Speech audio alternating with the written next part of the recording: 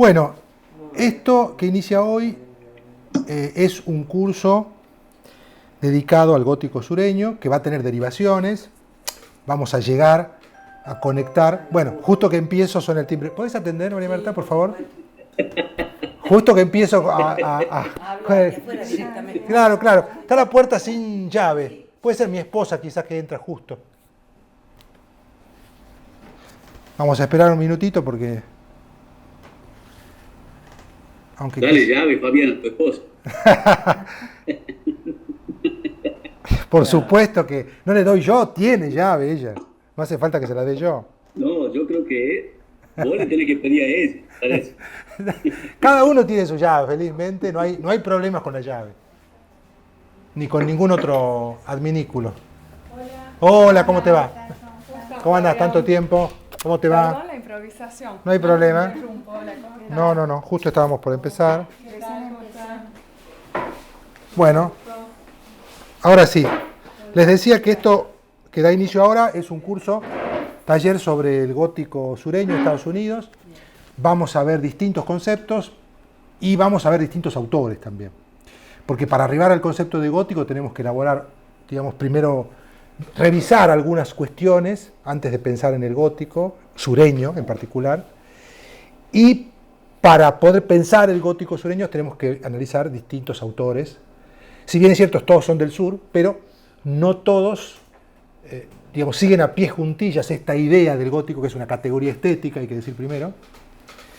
Y entonces, para eso vamos a necesitar analizar distintas obras de un mismo autor y a su vez de distintos autores. El concepto de gótico es un concepto amplio, que en principio tiene varias acepciones. Nosotros vamos a hablar del gótico sureño, que es el gótico que se desarrolla, según los críticos y estudiosos de la literatura estadounidense, se desarrolla en el siglo XX.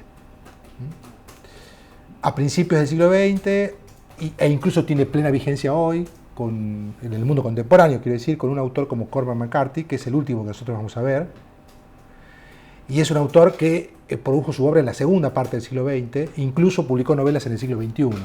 Cormac McCarthy murió hace 6 meses, 5 meses. Es un autor completamente contemporáneo nuestro, para que ustedes vean que el gótico se inicia, digamos, en la primera mitad del siglo XX, en las primeras décadas del siglo XX, y se desarrolla durante todo el siglo XX. Ahora bien, antes de analizar este periodo en particular, hay que hacer una breve historia del gótico. Porque, como ustedes saben, la palabra gótico tiene una primera acepción que está relacionada con un estilo pictórico y arquitectónico que se desarrolla durante la Edad Media y que está asociado a un tipo de construcción específica que relaciona la luz con la penumbra o la luz con la oscuridad, en las famosas catedrales góticas. Y también, ya en ese periodo, durante la Edad Media, con una forma de composición y de priorizar el negro en relación con el contorno y con la figura, si lo comparamos con otra estética de la Edad Media, como el bizantino o el arte germánico, ¿no? El arte románico, perdón.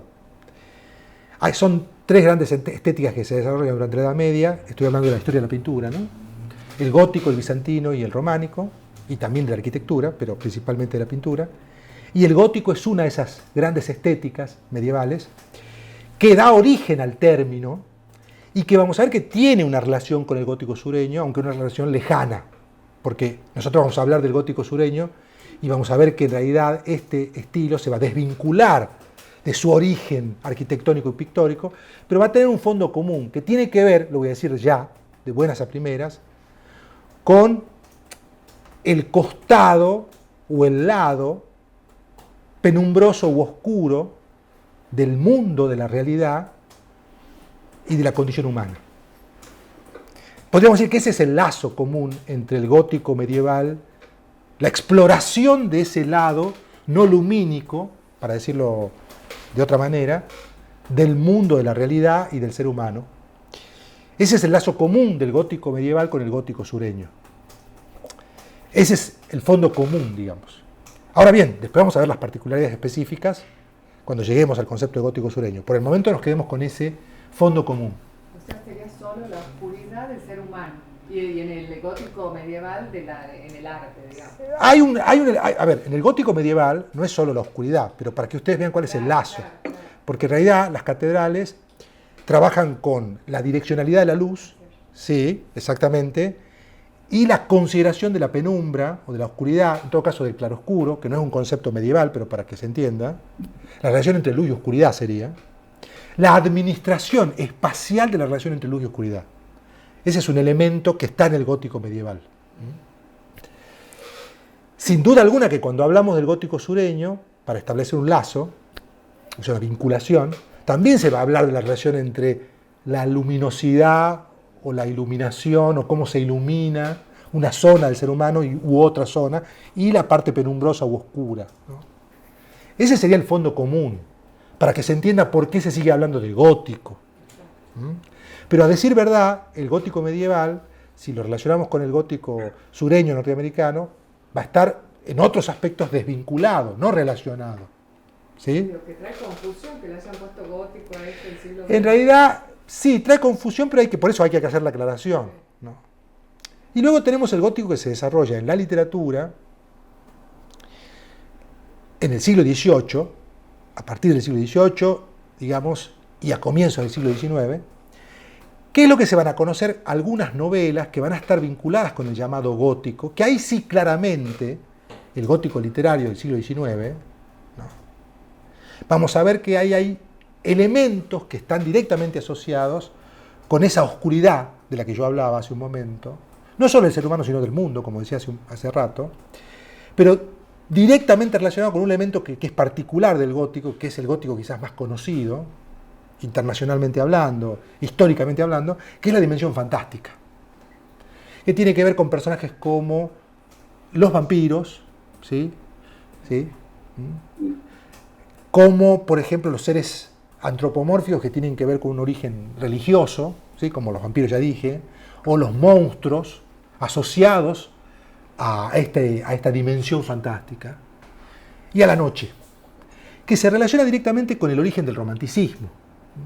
Digamos, el gótico es una fuente del romanticismo alemán, porque es el primer romanticismo en el siglo XIX, y es una fuente del romanticismo en Francia y después el romanticismo en la pintura. Vamos a decirlo rápidamente. El culto de la noche, de lo nocturno, de lo oscuro, asociado con estos seres fantásticos, es lo que se conoce como gótico decimonónico, o sea, gótico del siglo XIX. Que ahí sí tenemos distintas manifestaciones literarias de las que nosotros en años anteriores en este taller estudiamos. El año pasado di una serie de clases sobre el vampirismo y la literatura vinculada con el vampirismo, ¿sí? No los libros más conocidos como Drácula, sino cuentos que analizamos el año pasado, de distintos autores, franceses principalmente, y también incluso vimos en ramificaciones en la literatura rioplatense, ¿no? Y entonces ese es el gótico, digamos, que funcionó como una especie de estandarización del concepto de gótico. Porque ese gótico, esos autores, los pensadores vinculados con ese gótico, son los que rescataron una idea de gótico de la Edad Media. O sea, por oposición al clasicismo o al neoclasicismo en las artes, que se desarrolló durante la segunda mitad del siglo XVIII, piensen ustedes, por ejemplo, en la música, en Mozart, en Haydn, en las artes visuales, piensen, por ejemplo, en David, el pintor francés, que rescataron una estética proto-renacentista, racionalista, y que buscaron recuperar de nuevo el arte griego, el arte clásico. Como reacción a eso, y de forma paralela, dice Giulio Argan, un historiador del arte, se desarrolla el primer romanticismo. En ese marco del primer romanticismo es que se hace este rescate del gótico medieval, ¿sí? Y entonces se estandariza esta idea de gótico durante el siglo XIX. ¿Se entiende esto? ¿Sí? ¿Está claro? Yo tengo que hacer esta introducción para que se entienda por qué se llama gótico sureño al gótico de Estados Unidos en el siglo XX. O sea que tenemos un gótico medieval, para que quede claro en términos de periodizaciones, un gótico, digamos, decimonónico, o sea que se desarrolla durante el siglo XIX, que tiene raíces en las primeras manifestaciones de fines del siglo XVIII, que es literario principalmente, y también con vertiente filosófica vinculadas al romanticismo, y un gótico literario, también cinematográfico, del siglo XX, que se desarrolla principalmente en Estados Unidos. Y que va paralela a las vanguardias, digamos, ¿no? Sí, sí, sí. En realidad, vamos a ver qué aportes toma de la vanguardia el gótico sureño. Eso también va a ser tema de nuestras clases. Porque en realidad Faulkner, para decirlo rápidamente y en consonancia con tu pregunta y tu comentario, Faulkner, en particular Faulkner, y también Cormac McCarthy, se apropian de recursos, digamos, experimentales, o sea, experimentan en sus piezas literarias y de alguna manera son ejemplos claves, digamos, los de Faulkner en particular, de lo que se llama la modernidad literaria, o sea, el eco en la literatura de las vanguardias. Entonces, no hay que separar el gótico sureño de las vanguardias, sino que hay que unirlo en el caso de Faulkner. Cuando veamos Faulkner, en las clases que vienen, todavía vamos a estar con Caldwell varias clases, vamos a ver cómo Faulkner experimenta, de qué manera experimenta, qué elementos son experimentales respecto a la literatura del siglo XIX. O sea, para decirlo en términos formales, si el gótico tiene un elemento común, que es este destacado, digamos, del costado oscuro, en relación con lo lumínico, en el mundo y en el ser humano, este elemento común, el gótico medieval con el decimonónico y el siglo XX, en términos formales hay diferencias claras, porque también en términos temáticos, ya vamos a ver qué diferencias claras, pero para establecer las diferencias formales, el cuento decimonónico es un cuento clásico, en términos formales, o sea, tiene la estructura de un cuento clásico. Y en cambio, las novelas de Faulkner en particular, y esta novela en particular de la primera que vamos a ver hoy, la de Caldwell, también tiene un elemento moderno. O sea que, aunque tiene un suelo común desde el punto de vista filosófico, el gótico sureño con el gótico decimonónico, formalmente son muy distintos. ¿Sí? En términos formales son muy distintos. Sí. Sí, te escucho. Dos o tres preguntas, se me ocurren. Al vos hablar del gótico sureño, el del sur de Estados Unidos, ¿se puede hablar de otros góticos de otras zonas? Sí. Y la calificación de este caso, del sur como espacio geográfico, digamos, ¿es porque los temas están referidos a ese espacio o porque los autores son de ese espacio? Bueno, son varias preguntas en una o en dos, y yo te diría que vamos a responder a lo largo de todo el curso la segunda Bien. pregunta con dos partes A y B. Pero en principio te respondo las dos brevemente. Decime de nuevo la primera. La primera era si en el espacio, digamos, porque el gótico sureño, si se puede calificar góticos de otros espacios. Bueno, respondo. respondo. Si hay un gótico... Sí, decime. No, eso es. Sí, a ver, el concepto de gótico es un concepto estético, es una categoría estética. Esto quiere decir que es una categoría para pensar las artes, para pensar las manifestaciones artísticas, para pensar la pintura, para pensar la literatura, para pensar la arquitectura, de hecho hablé del gótico arquitectónico medieval, para pensar la literatura, para pensar si hay una poesía gótica, para pensar si hay novelas góticas. Y como categoría estética ha sido trasladada a distintas latitudes. Se ha hablado de un gótico del Río de la Plata, se ha hablado de un gótico francés, se habla de un gótico francés a propósito de un desarrollo de novelas decimonónicas vinculadas con el gótico.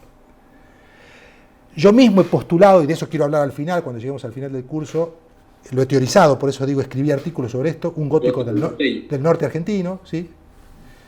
Del cual hablaremos mucho al final. Entonces, sí, efectivamente la respuesta es sí, se usó el concepto de gótico para pensar distintas producciones literarias, artísticas, arquitectónicas, de distintos lugares del mundo. Ahora bien, para pensar en la segunda cuestión que vos planteaste, en el caso del sur de Estados Unidos en particular, la cuestión es muy compleja, porque depende a quién le hagas esa pregunta, de quién se lo preguntes, vas a tener respuestas distintas. Si vos le preguntás, por ejemplo, a Flannery O'Connor, que es una de las autores que nosotros vamos a leer y vamos a estudiar a lo largo de estas clases, ella daría una respuesta muy contundente, que la da en el ensayo que yo se los mandé, no te lo mandé a vos, Salvador, pero pronto te lo mando, ensayo que yo voy a citar hoy, de Flannery O'Connor. Ella diría una respuesta muy contundente. Ella diría que en realidad la cosmovisión sureña, la cosmovisión de los estados del sur, ella nació en Georgia, ¿Y cuáles son los estados del sur? California, Arizona, Texas, Luisiana, Mississippi, Alabama, Georgia y Florida. Esos son los estados del sur. Ella sostiene que los estados del sur tienen una cosmovisión, digamos, teológica, y que están condicionados por esa mirada del mundo, y que en ese contexto que tienen ellos de cómo miran el mundo, hay una relación de amor a Dios y de temor a Dios. Lo dice ella en el ensayo, ¿no? Yo estoy citándola a ella, parafraseándola estoy. De amor a Dios y de temor a Dios, y que en esa relación compleja, no lo dice con esta palabra, no usa la palabra compleja, no le voy a atribuir a Flannery O'Connor la palabra compleja, que en esa relación, digamos, surgen los freaks. La palabra que ella usa es freaks. La cito en inglés porque en realidad es una palabra que puede traducirse de distintas maneras. Y ya nos estamos metiendo en el corazón del gótico sureño, con el concepto de freak. Se traduce como fenómeno, los fenómenos, se traduce como monstruos, y también usa incluso la palabra fantasma, que es distinta a la de freak, ¿no? O sea que ella dice que en esa cosmovisión teológica, donde hay una relación de amor y de temor, hay una disposición, dice ella, a encontrarse con los freak, a ver y a descubrir los freak, ¿sí? Distinta a la del norte de Estados Unidos. Esa es la explicación que da ella. O sea que la respuesta a tu pregunta sería, si la tomamos a Flannery O'Connor, es que en realidad hay un condicionamiento cultural del sur para entender la producción de una literatura sureña que ha sido llamada gótica. No sé si está clara la respuesta, Humberto. Sí, gracias. Ahora bien, otros críticos y desde otros enfoques podríamos decir que la literatura no se reduce a lo geográfico, literalmente hablando, y que en todo caso hay otras dimensiones para que exista una literatura de este tipo. Si bien es cierto, varios de los autores que vamos a ver nosotros, o todos los autores que vamos a ver en este curso taller que yo voy a dar en varias clases, nacieron en el sur, hay autores que han cultivado esta manera de entender la realidad asociada a lo freak, digamos, a lo monstruoso, a lo grotesco. Esa es la palabra que usa Flannery O'Connor, lo grotesco, para pensar el gótico, que en otras latitudes. Quiero decir, no nacieron en el sur de Estados Unidos, pero se interesaron o se interesan por estos fenómenos vinculados con lo freak, con lo monstruoso, con lo grotesco. Entonces, hay dos respuestas que se pueden dar. Una la que da Flannery O'Connor, para citar uno de los autores que pensó este problema, y otra respuesta que es la que estoy dando ahora, ¿no? Porque de lo contrario, solo si nosotros establecemos, me parece, que ella no establece un condicionamiento a lo Montesquieu entre lo geográfico y lo cultural, ¿no? No lo establece, sino que a ella le demandan de alguna manera que defina por qué su literatura es así y por qué cree ella que la literatura de Faulkner, de ella y de otros autores como Calvo y demás tiene esas características. Entonces, frente a esa demanda, frente a ese pedido, ella se ve en la obligación de escribir este ensayo que se llama Algunos aspectos de lo grotesco en la literatura sureña, así se llama, y da esta definición. Pero ella no es que piense que hay un condicionamiento determinista entre la geografía y la producción literaria. Sin embargo, es cierto, dice ella, o sea, no lo admite siguiendo un razonamiento como estoy haciendo yo, pero de alguna manera admite esto, que sí hay escritores sureños que han producido o se han interesado por lo grotesco. Tu pregunta, en realidad, me permite a mí entonces dar una definición de del gótico sureño, o por lo menos una primera aproximación. Lo voy a decir primero bajo una fórmula, y que por supuesto, como toda fórmula, es equivocada, en términos literarios, ¿no? O sea, es simplificadora y por lo tanto reduccionista. Entonces tómenla como una fórmula, nada más que como primera aproximación. Luego yo voy a avanzar en la teorización y en el concepto. Si el gótico decimonónico tiene que ver con lo fantástico y lo monstruoso que aparece en el gótico decimonónico, en Francia, en Alemania y demás, tiene que ver con lo sobrenatural, o sea, con esos seres que sobreviven a la muerte o que vienen de la muerte, ¿sí? El gótico sureño es principalmente un gótico vinculado a la moral.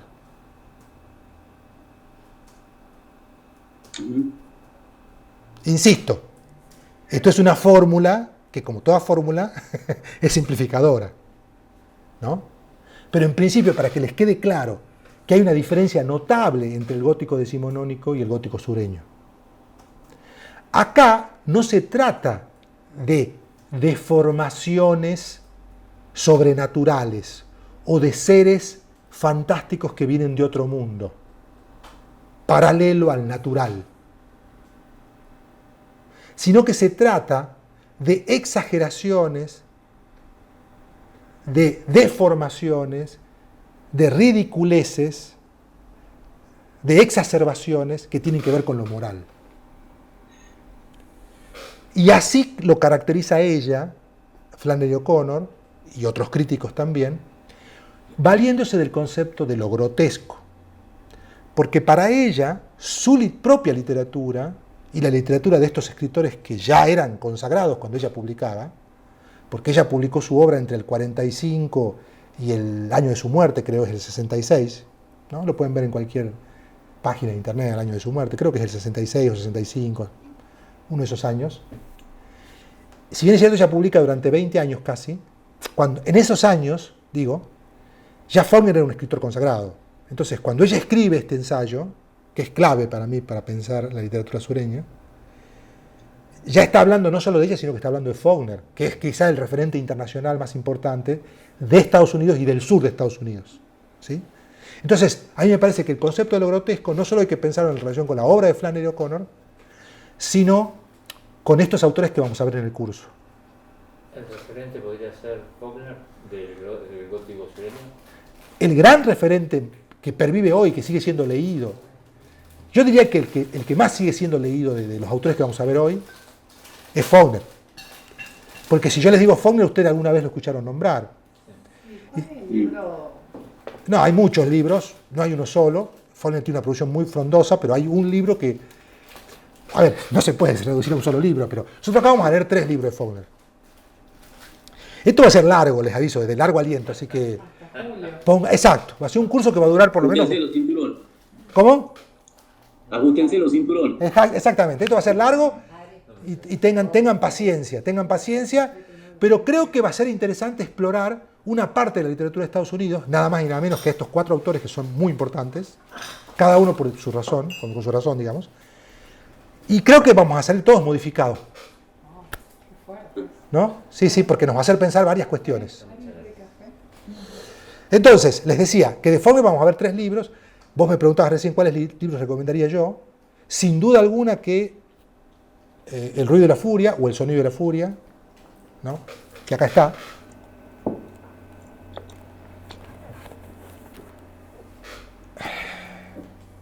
Yo tengo acá una edición, pero pueden buscar otras ediciones. Ya buscaremos el PDF para que se los pase a ustedes. Nosotros vamos a leer además de Faulkner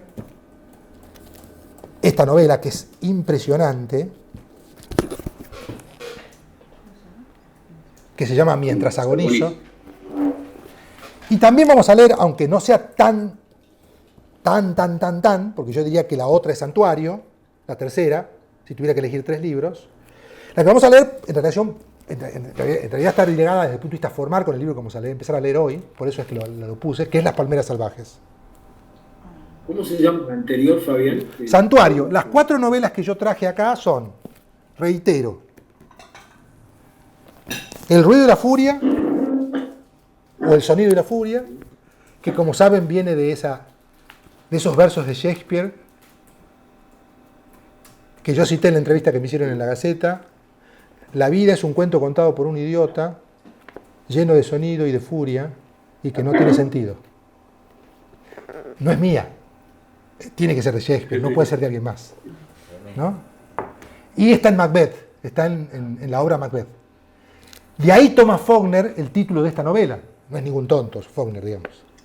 Le pone El sonido de la furia o El ruido de la furia, por ese verso de Shakespeare que dice: la vida es un cuento contado por un idiota lleno de sonido y furia, el ruido y la furia, y que no tiene sentido. Y las otras 3 novelas de Faulkner que cité son Mientras agonizo, que es una novela clave, Santuario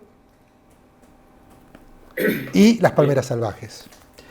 Entonces, retomando la idea que mencionaba hace un momento, el concepto de lo grotesco que propone Flannery O'Connor puede ser pensado también en relación con Faulkner, que es quizás el referente internacional que pervive hoy, más conocido, porque si yo les digo Cadwell, por ejemplo, ustedes no lo conocían a Cadwell. No. Me atrevo a decirlo, miren qué arrogante que soy. Porque no se lo lee.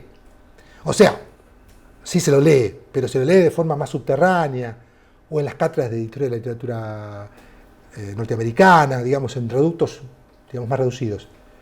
Pero hay que decir que Cadwell, cuando publicaba sus libros, era el autor más leído antes que Faulkner. Llegó a vender 18 millones de ejemplares en Estados Unidos durante un periodo de 10, 15, hasta 20 años. 18 millones de libros. O sea, un autor que fue leído por 18 millones de lectores y multiplicamos por 3, que es el cálculo que se establece, ¿no? Que un libro puede circular hasta por 3 manos, o por 3 personas, quiero decir. Siempre que se vende un libro, hay al menos 2 personas más que lo leen, ¿no? Porque se lo presta a alguien, etc. Entonces, son como 60 millones de personas que le llegaron a Cadwell. O sea, que evidentemente era un autor que circulaba, ¿no? El siglo pasado, digamos, el siglo XX. Sí, en el siglo XX, en el siglo XX. ¿Siglo XXI ya no se lo lee? O... Yo por eso te digo, diría que, bueno, es que ¿quién soy yo para decir si se lo leo o no? En todo caso, diría que es menos leído que Faulkner, tal vez, ¿no? Hoy en día. Y si les digo Flannery O'Connor, ¿la escucharon nombrar? Sí, ¿No? sin nombrar, pero no. Bueno, pero es una escritora, claro, pero hay escritoras que sí quizás resuena como nombre, aunque no la hayan leído, ¿no? Sí, Y en cambio Cadwell tiene más capas de olvido que Flannery. Y si les digo Cormac McCarthy, ¿sí? ¿Lo escucharon nombrar? Es un escritor también muy reconocido, tiene muchos premios, ya falleció hace muy poco, el año pasado murió, y es un escritor que ganó muchísimos premios, pero además que fue muy leído, traducido a múltiples idiomas, ¿no? Y que además es un representante arquetípico del gótico sureño en el siglo XXI. Bueno, vamos a lo grotesco. Voy a citar para eso la propia Flannery O'Connor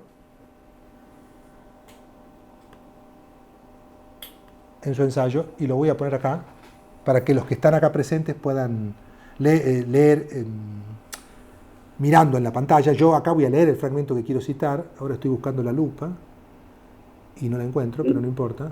Acá está. A ver. No, pero no se va a agrandar de ahí. No, se agranda. Si pongo acá, ya está. Dice variable 152, no. Derecha abajo.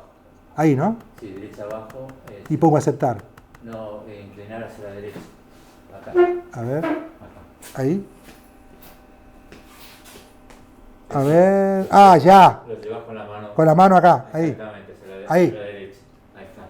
Bien. Muchas gracias. no sé si es una volumen, ¿no? Con la lupa. No, el volumen está Ahí está. abajo. Esa es. Ahí está. Bueno. Flannery O'Connor empieza su ensayo diciendo lo siguiente. A ver si puedo sacar este panel de acá. Ahí está. Sí. Creo que si tiene algún valor escuchar hablar a los escritores será escuchar de qué pueden ser testigos y no de qué pueden teorizar. Ella empieza poniendo haciendo una aclaración. Mi propio enfoque de los problemas literarios es muy parecido al que usó el ama de llaves ciega del Dr. Johnson cuando sirvió té. Metió el dedo dentro de la taza. Muy interesante cómo empieza ella su ensayo, porque ella está diciendo: yo voy a hablar desde la experiencia. Claramente. No corren tiempos en los que los escritores de este país puedan hablar unos por otros. Y más adelante, voy a saltar el párrafo, dice: creo que todo escritor, cuando habla de su propio enfoque de la ficción, espera mostrar que en algún sentido crucial y profundo es realista. Y acá hago una pausa. Porque ella va a desarrollar su concepto de lo grotesco en el marco de lo que ella considera que es una estética realista. Esto quiere decir que lo gótico, ella no habla de lo gótico, ¿no? Pero vamos a ver claramente que lo gótico para ella tiene que ver con lo grotesco. Lo gótico no es entonces algo vinculado con lo fantástico. Lo gótico relacionado con lo grotesco, es parte del realismo. O sea, voy a adelantar su hipótesis. El escritor que incorpora estas deformaciones de lo real es más realista que los otros realistas. O sea que la realidad es grotesca. Exactamente. Ese es el fin del silogismo. ¿Sí? Y para algunos de nosotros, dice, para quienes los aspectos ordinarios de la vida diaria no tienen gran interés ficticio, esto resulta muy difícil. He descubierto que si el joven héroe no puede identificarse con el chico estadounidense promedio, o incluso con el delincuente estadounidense promedio, entonces su perpetrador tendrá mucho que dar explicaciones.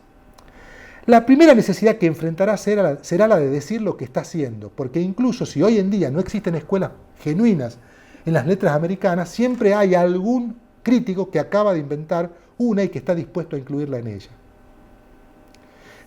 Salto el párrafo, siempre me recuerdan que la vida en Georgia, en su estado natal, no es en absoluto como la imagino, que los delincuentes fugitivos no vagan por las calles exterminando familias, que es el asunto de uno de sus cuentos, ni los vendedores de Biblias andan buscando chicas con piernas de palo, que es el asunto de otro de sus cuentos, que se llama Buena gente de campo. Así se llama el cuento donde aparece un vendedor de Biblias que engaña a una chica que tiene pierna de palo. Cuento que nosotros vamos a leer en las clases que vienen. Avanzo un poco más. Y voy a traer del mail el ensayo porque acá se me acaba el fragmento que yo tengo. Si me tienen paciencia, aprovechen para hacer comentarios o preguntas mientras busco el ensayo completo. ¿Alguien quiere preguntar algo, comentar algo? Sí, tú estás leyendo... Sí. No, haciendo una simplificación, Fabián. Sí, decime. Haciendo una simplificación de tu definición de lo grotesco sureño como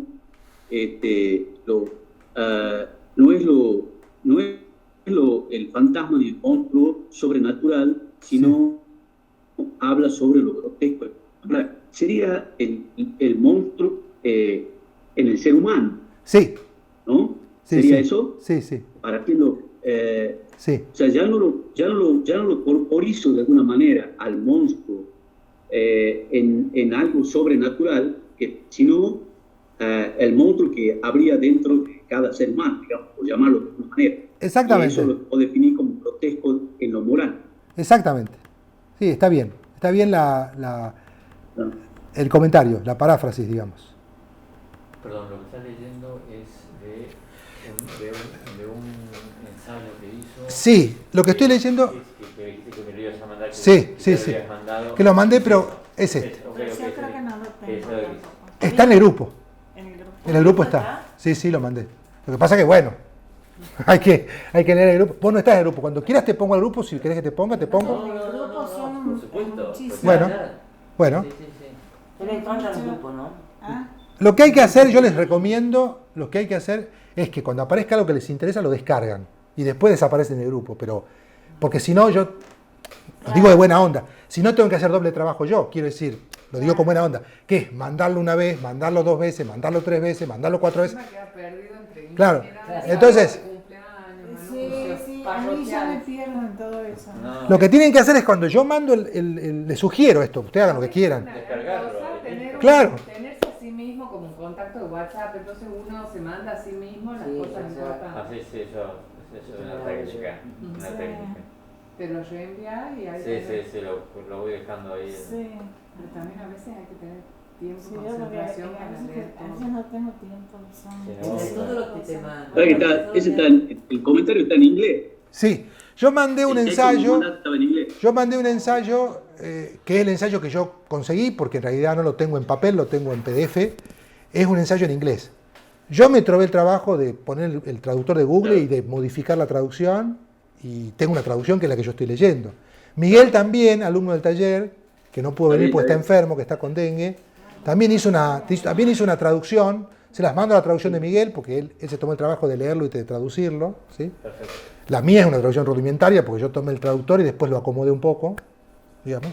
Y estoy leyendo eso, porque en realidad el PDF original que tengo, que es el que mandé al grupo, es en inglés. No lo encontré traducido al ensayo, digamos. Entonces lo mandé en inglés. Para los que leen inglés, y si Si no, leen la traducción que yo voy a mandar o leen lo que quieran. Hagan lo que puedan. Bien, bien, gracias. Hagan lo que puedan. Pero bueno, el texto original es ese, ¿no? Sigo citando a Flannery O'Connor, porque es muy importante el ensayo, ¿no? Cuando analizamos gran parte de la ficción moderna seria, y particularmente la ficción sureña,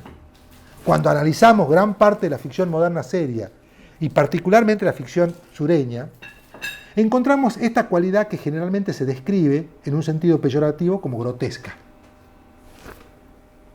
Por supuesto, he descubierto que cualquier cosa que salga del sur será considerada grotesca por el lector del norte, a menos que sea grotesco, en cuyo caso se le llamará realista. Pero para esta ocasión podemos dejar de lado tales aplicaciones erróneas y considerar el tipo de ficción que con razón puede llamarse grotesca. Y considerar el tipo de ficción que con razón puede llamarse grotesca, debido a una intención dirigida en ese sentido por parte del autor.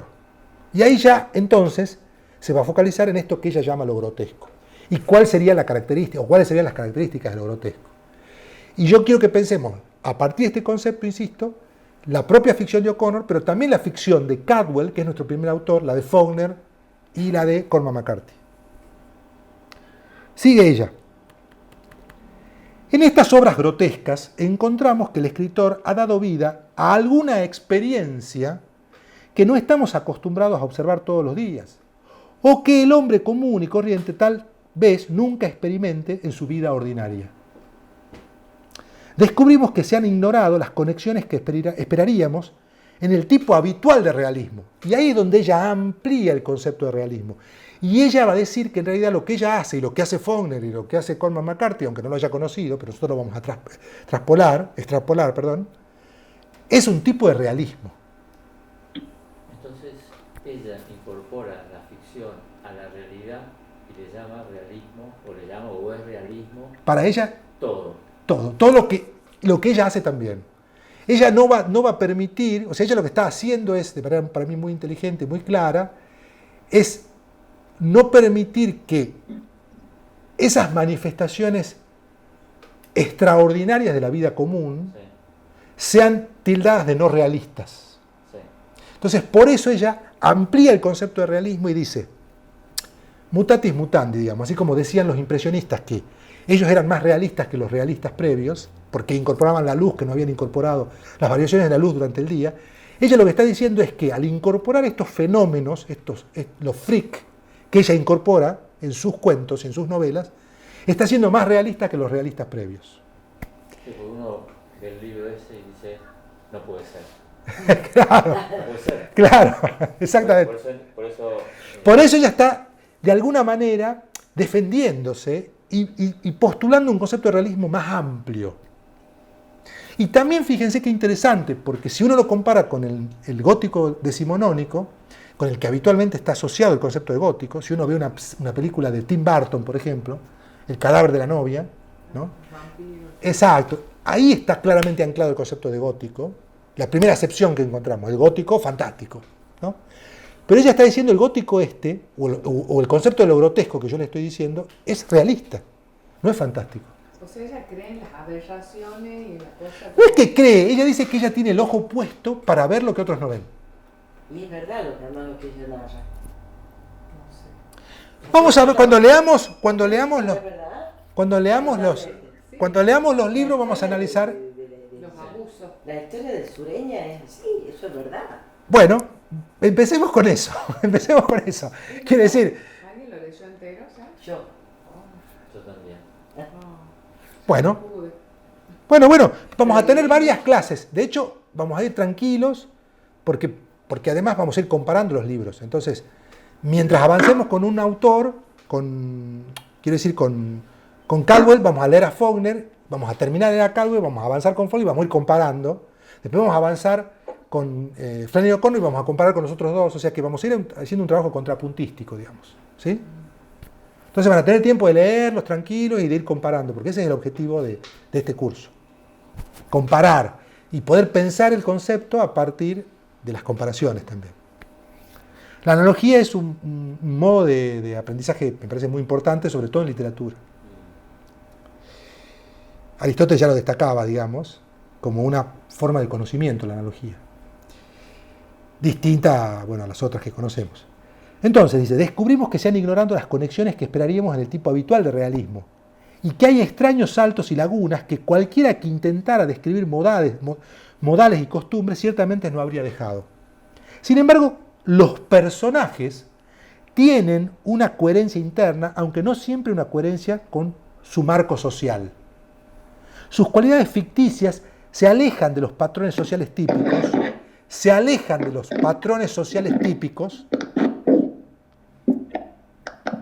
y se acercan al misterio y lo inesperado. Ojo con esto. Porque para ella, el misterio entonces no se manifiesta en lo sobrenatural, se manifiesta en lo natural, se manifiesta en la realidad cotidiana. Y hay que decir una cosa, que quizás a vos te va a interesar en particular, Salvador, que ella fue una devotísima católica, pero muy devotísima, a tal punto, y a vos te va a interesar, después te paso el libro, escribió un diario de oración, donde ella le escribe a Dios su diario, dialoga con Dios. Y hay que decir algo, a diferencia de los otros escritores sureños, ella era católica, los otros eran protestantes. Y es una excepción en el sur sureño protestante. Flannery O'Connor, quiero decir, ¿no?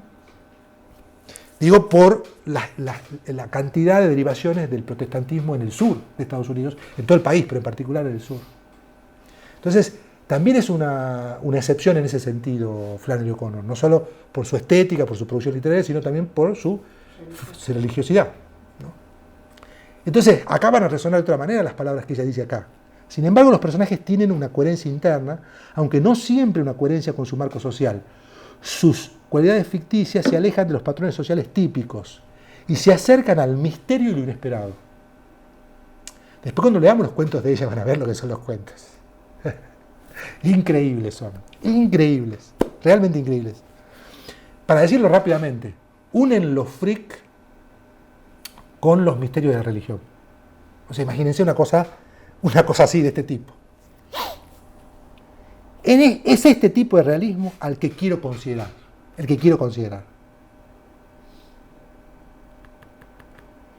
Todos los novelistas son fundamentalmente buscadores y descriptores de lo real, pero el realismo de cada novelista dependerá de su visión de los alcances últimos de la realidad. Y alcances últimos de la realidad hay que leerlo en un sentido literal y también metafísico. Porque ella va a entender que, lo voy a decir rápidamente y también de nuevo con una fórmula. Ya saben que todas las fórmulas son simplificaciones. Ella va a entender que en los freak, en las anomalías aparentes de lo real, se manifiesta lo misterioso.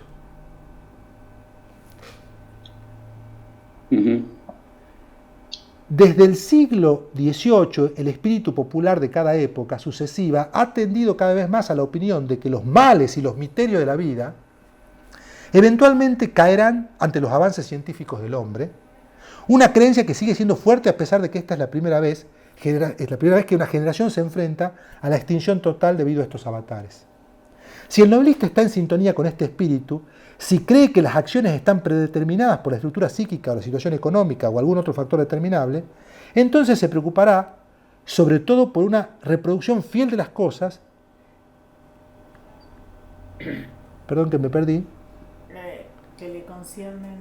Que le conciernen más inmediatamente al hombre con las fuerzas naturales que siente que controlan su destino. Un escritor así puede producir un gran naturalismo trágico, porque por su responsabilidad hacia las cosas que ve, puede trascender las limitaciones de su visión estrecha. Por otro lado, si el escritor cree que nuestra vida es y seguirá siendo esencialmente misteriosa, escuchen esto, si el escritor cree que nuestra vida es y seguirá siendo esencialmente misteriosa, si nos considera seres que existen en un orden creado a cuyas leyes respondemos libremente, entonces lo que ve en la superficie será de interés para nosotros. Lo que ve en la superficie. Ojo. Solo en la medida en que pueda atravesarlo y llegar a una experiencia del misterio por sí mismo. ¿Qué necesitas? El libro. ¿Cuál? ¿No llegó un libro para mí? Sí, ahí está, mira. Ese. Nos vamos nosotros. Chao. Un escritor así estará interesado en lo que no entendemos más que en lo que hacemos. Entonces, vuelvo y destaco un aspecto. La superficie, la vida natural, donde se desarrollan los freak, es donde está el misterio. No está, diríamos nosotros, citando a los novelistas y escritores del gótico fantástico, en lo sobrenatural. Sino que en todo caso, lo sobrenatural está en lo natural. Ahí se manifiesta. Y es el lugar donde el escritor tiene la obligación, y ella lo hace, digamos, es coherente con lo que dice, de buscarlo. Y esa es la explicación de por qué ella trabaja con esto freak, con esto raro, diríamos, o esto monstruoso, o fenomenal, o extraordinario, o deforme, como podemos llamar a lo grotesco, ¿no? Es importante tener estos conceptos antes de leerlo, porque digo, por ahí yo lo leo y sin saber esto, y por ahí no lo capto. Mirá, yo creo que uno puede leer de distintas maneras un libro, no tiene una sola manera de leerlo. Yo cuando la leí a ella no tenía tan claro esta teorización, no había leído este ensayo. Okay. Esa es la verdad. Y me enfrenté a los cuentos y quedé realmente maravillado con el planteo que ella hace. Ahora bien, yo creo que si uno lee este ensayo después de haber leído los cuentos, entiende mejor por qué ella logra esa estética tan original. Y en realidad algo más importante para nuestro taller, cómo lo hace. Pero eso es muy de ella, no es de todos nuestros escritores. Pensemos lo siguiente. Pensemos que esta categoría de lo grotesco se aplica a ella, pero también se puede aplicar a los otros. No de manera exacta y literal, pero sí para entender o para empezar a pensar cómo es que tienen estas características tan particulares estos autores y qué características tienen en común. Las dos cosas. ¿Por qué tienen esta particularidad habiendo producido en esta parte del siglo XX en Estados Unidos, en el sur, y a su vez qué diferencias tienen entre ellos? ¿Se entiende? Ahora, yo hago esta introducción sobre el concepto de lo gótico, que me va a llevar la mayor parte de la clase hoy, porque después vamos a hablar de los libros, vamos a ver qué conexiones tiene con este concepto, porque en realidad quiero mostrarles cuál es el suelo común que tienen ellos, y por qué se habla de gótico sureño, que es tan fácil usar la etiqueta, pero tal vez no se estudia en profundidad, digo, no en las cátedras universitarias, sino aquellos que leen los autores sin pensar en esto, quiero decir, ¿sí? Entonces, yo diría, para responderte a vos, María, que sí se puede aplicar a los otros autores. O sea, no el concepto exactamente de grotesco, pero sí esto que tienen en común, y que vos ya lo citaste, María Marta, recién cuando dijiste, bueno, esos exabruptos, esas atrocidades que suceden en el sur están en los libros de Faulkner.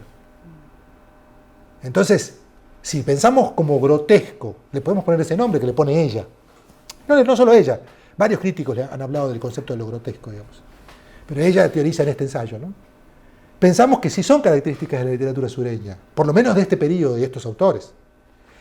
Esta unión entre religiosidad popular, moral de una clase social, intolerancia a la vez y violaciones al mismo tiempo, ese cóctel es propio de lo gótico. Y eso es lo que se llama gótico sureño, para decirlo rápidamente y con pocas palabras, digamos.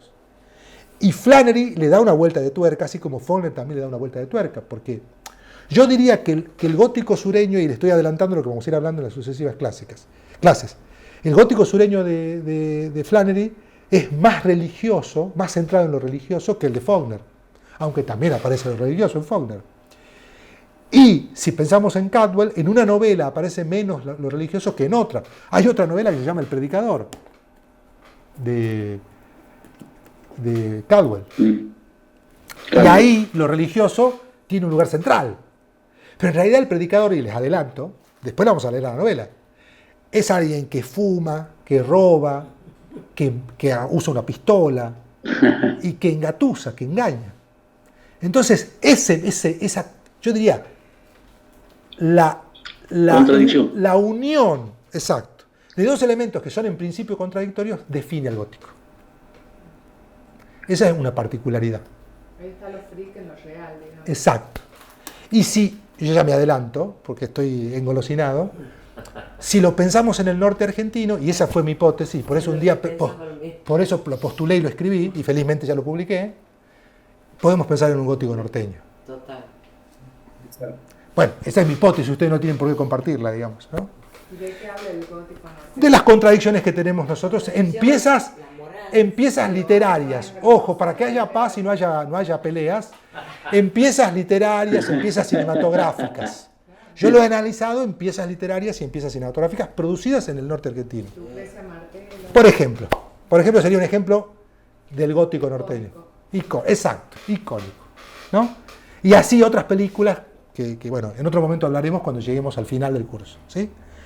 Entonces, creo que ahora se va entendiendo más, ¿no?, el concepto de gótico. Pero avancemos un poquito más porque ya va a llegar al párrafo que yo les quiero leer y destacar, que es donde se refiere a lo teológico, ¿no? A propósito del sur.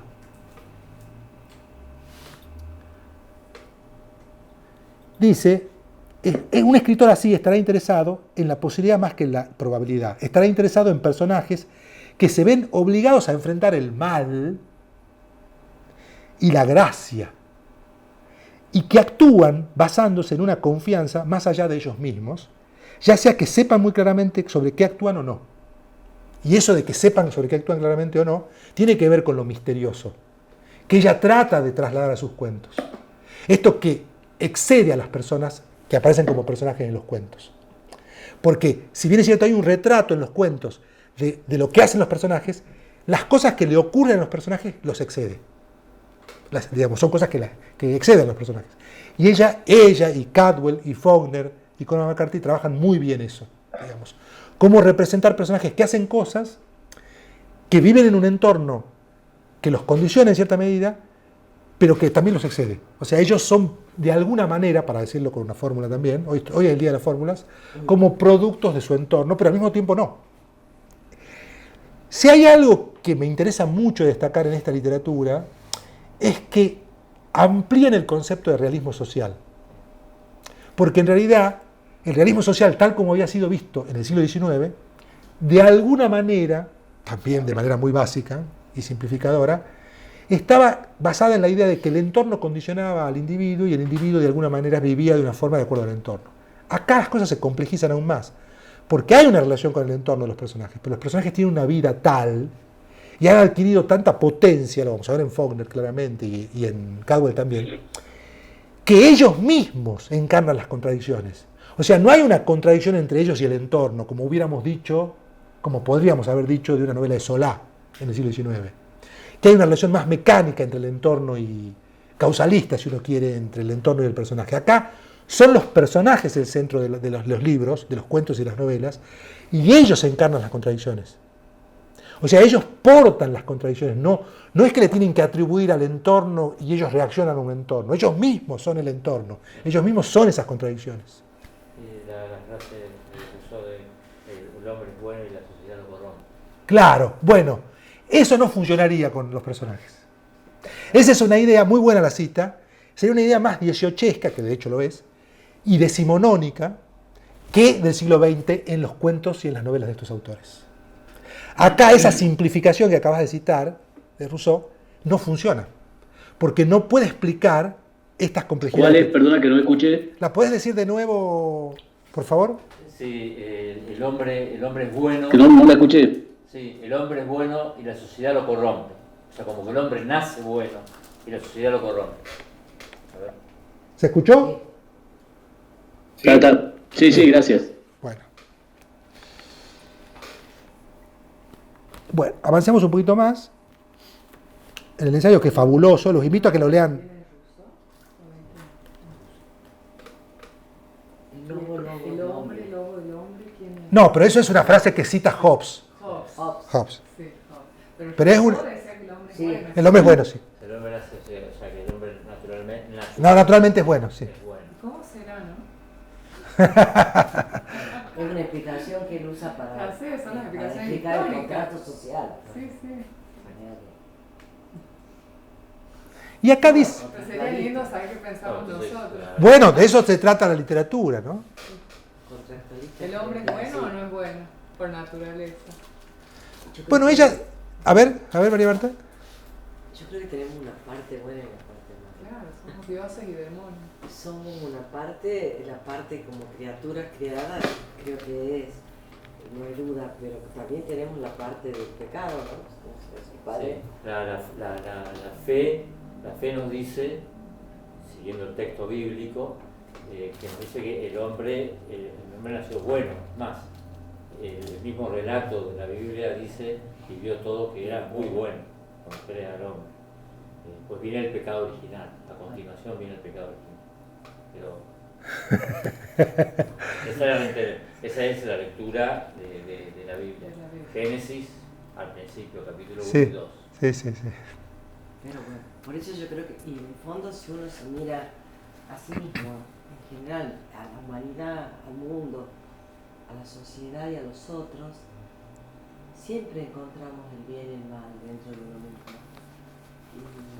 Y en la sociedad y en el otro. Y encontramos cosas. Entonces eso nos hace pensar que hay en nosotros una tendencia. ¿Por qué hago, como se llama, por qué hago el bien? ¿Por qué hago el mal que no quiero y dejo de hacer el bien que quiero? ¿O por qué no quiero hacer el bien? Porque en el fondo hay una cuestión que nos está paralizando. Salió el viernes pasado. ¿Ah, sí? Sí. Salió el viernes de la reunión, sí, fue bastante interesante. ¿Qué anterior reunión el viernes santo? Sí. No el Viernes Santo. No, el viernes anterior. No, la primera clase fue antes. ¿Ya han hablado de esto, el gótico? No, esta es la primera clase. En primera clase. Pero yo creo que es así, ¿no? Que no es imposible decir que el hombre es malo o que el hombre es O sea, ni totalmente Hobbes ni bueno. Rousseau. No sé, Sería un mix. te sabe. No quiero decir nada porque ya salió la otra vez cuando hablamos de que no es una película del oeste. El bueno está vestido de blanco, con caballo blanco, sombrero blanco, y el malo, caballo negro, vestido de negro, antifaz negro. No es así. No es así. No es así. Conviven con nosotros virtudes y vicios. El trigo y la cizaña está. Yo convencido.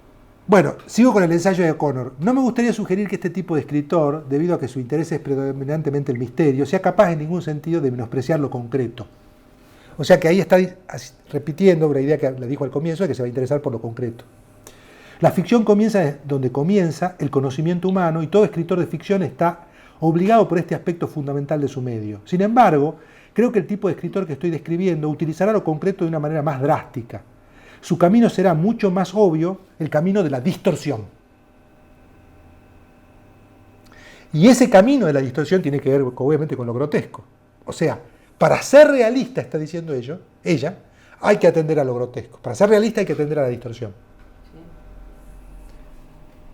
Y nosotros nos vamos a enfrentar en todas las clases que siguen con las distorsiones capturadas y pensadas en términos de novelas y de cuentos por estos escritores del sur de Estados Unidos. Incluidas en el realismo. Incluidas para ella en una forma de entender el realismo. Voy un poquito más adelante para citar el párrafo que quería leerles en particular.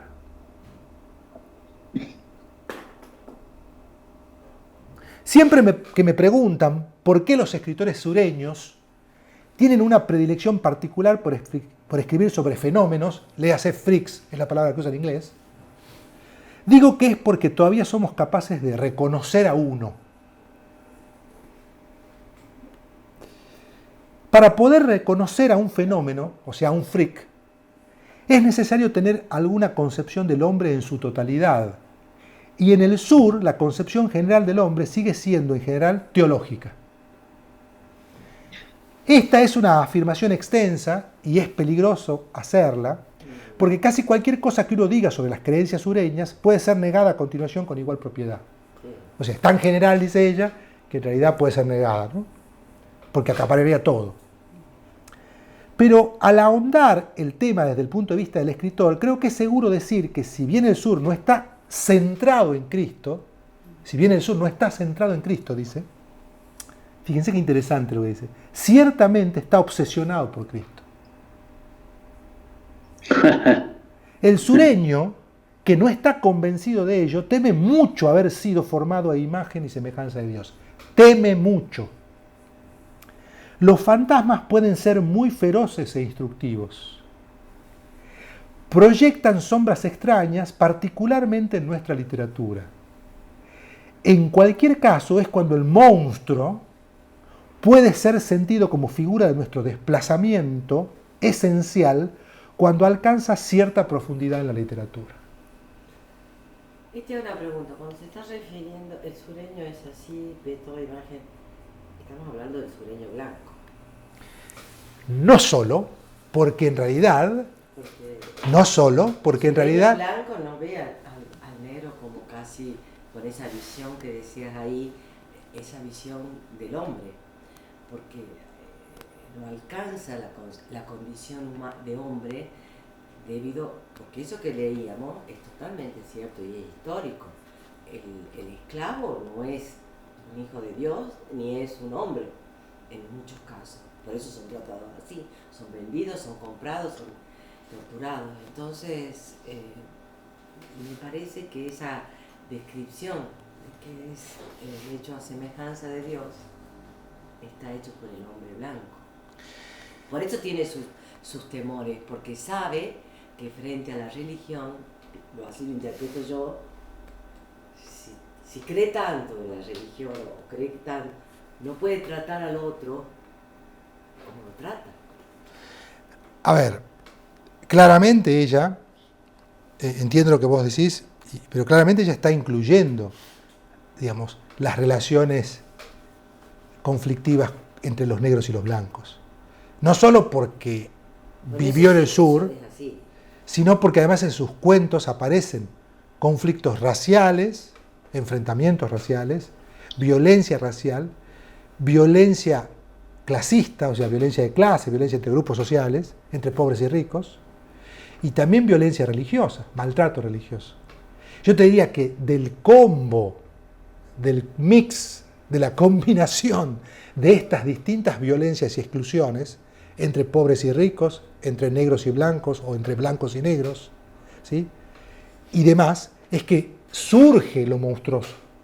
Lo monstruoso, lo grotesco, ¿sí?, está representado a la hora de generar relatos, novelas y cuentos, que problematizan estos enfrentamientos bajo la forma de contradicciones, donde lo freak, lo monstruoso, no es algo que está fuera de lo natural, sino que está en lo concreto, como dijo ella, y ella lo que hace es hacer una literatura realista que considera estas complejidades y que las piensa como complejidades históricas, pero también como complejidades literarias. Y por lo tanto la ficción, de alguna manera, está reflexionando sobre esa realidad que ella conoce tan de cerca. Y lo hace con un sentido del humor, y también lo hace Cadwell y Faulkner, que no viene a exorcizar, digamos, los problemas, sino que al contrario, viene a ponerlos sobre la mesa y a decir, esta complejidad somos nosotros. Y estas monstruosidades producimos nosotros. No. Y entonces las monstruosidades no están fuera, sino que están, como decías vos, Humberto, dentro de los seres humanos y en nuestras sociedades, digamos, ¿no? Y entonces vas a tener, y eso es algo que podemos rastrear cuando nos toque leer los cuentos de Flannery O'Connor, las distintas maneras de llamar al habitante afroamericano con los distintos matices de intolerancia y de racismo. Nigger, African American y color black. Black people, ¿no? Voy entendiendo, perdón. Sí, dale. Solo quería decir que voy entendiendo dos cosas. Una, dijiste en la introducción, acá es bien en el comienzo, vamos a salir cambiados o modificados. Justamente ¿por qué? O sea, porque entran en estas profundidades tan contradictorias, y sobre todo ver dónde vos te has sentado, sobre qué te has basado para describir el gótico norteño, porque voy casi permanentemente, a medida que vos vas expresando, vas la idea, estableciendo una comparación con lo más cercano y que conozco, por lo menos que conocemos, me llega muy de cerca y es perfectamente adaptable. Después voy a leer con tranquilidad, en el momento que pueda, lo que hay escrito sobre el gótico. Bueno. Sí, yo creo que se puede pensar, y por eso lo he lo he escrito y lo he producido, pero eso lo dejamos, la escritura del gótico norteño lo dejamos para el final. Pero sí creo, y te agradezco el aporte, que es importante que quede claro esto de las contradicciones.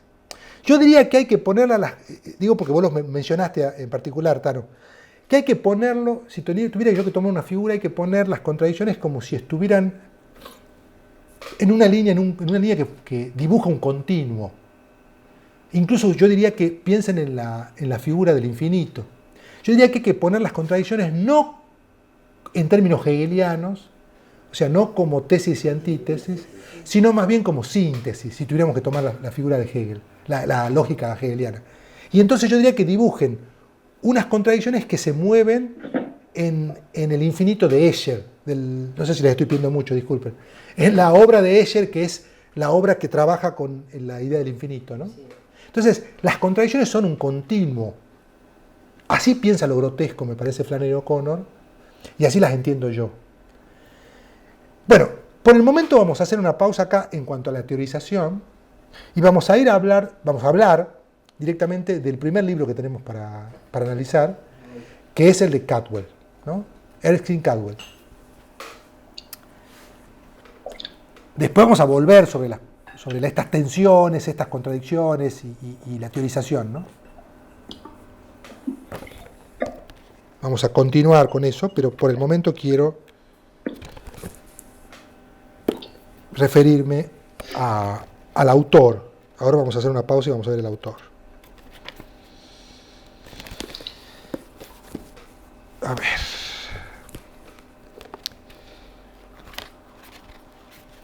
Erskine Caldwell era hijo, estoy leyendo un fragmento de la introducción a este libro, El Predicador, era hijo de un pastor ordenado de los presbiterianos reformados asociados, era hijo de un pastor, y pasó los primeros años de su vida recorriendo con sus padres un buen número de pueblos y ciudades del sur de Estados Unidos. Como dice él, y cita el autor del prólogo, en A la sombra del campanario, un libro que es autobiográfico, había vivido como hijo de un pastor durante todos esos años, lo que me había hecho acumular una considerable cantidad de experiencia religiosa, por lo que me sentía confiado de poder ajustarme a cualquier clase de vida, fuera donde fuera. Caldwell entonces es hijo de un pastor protestante, un presbiteriano, pasó por distintos oficios, trabajó en la cosecha de tabaco, fue periodista y después empezó a publicar ficción. Primero publicó unas ficciones cortas, unos cuentos. Algunos de esos cuentos están incluidos en este libro que se llama Historias del Norte y del Sur, que reúne algunos de sus cuentos, ¿sí? Y es conocido internacionalmente por una novela que se llama El Camino del Tabaco. Camino del Tabaco. Es esta. El Camino del Tabaco. La otra novela que lo hizo famoso en su época se llama La Parcela de Dios. El Camino del Tabaco, La Parcela de Dios. Y la tercera novela, que algunos críticos la ubican como parte de una trilogía, es El Predicador. O sea que las tres novelas canónicas de Caldwell son El Camino del Tabaco, La Parcela de Dios y El Predicador. Que no se la encuentro, yo lo he ido a buscar, cuando lo termino rápido de leer y he ido a buscar la librería más conocida, digamos, y no, o sea, aparece, pero dice la última edición del 2011, o sea, no se la encuentra. Al menos yo no la encontraba, digamos, No, Ateneo, yo creo que no, Cúspide. lamentablemente no fueron reeditadas.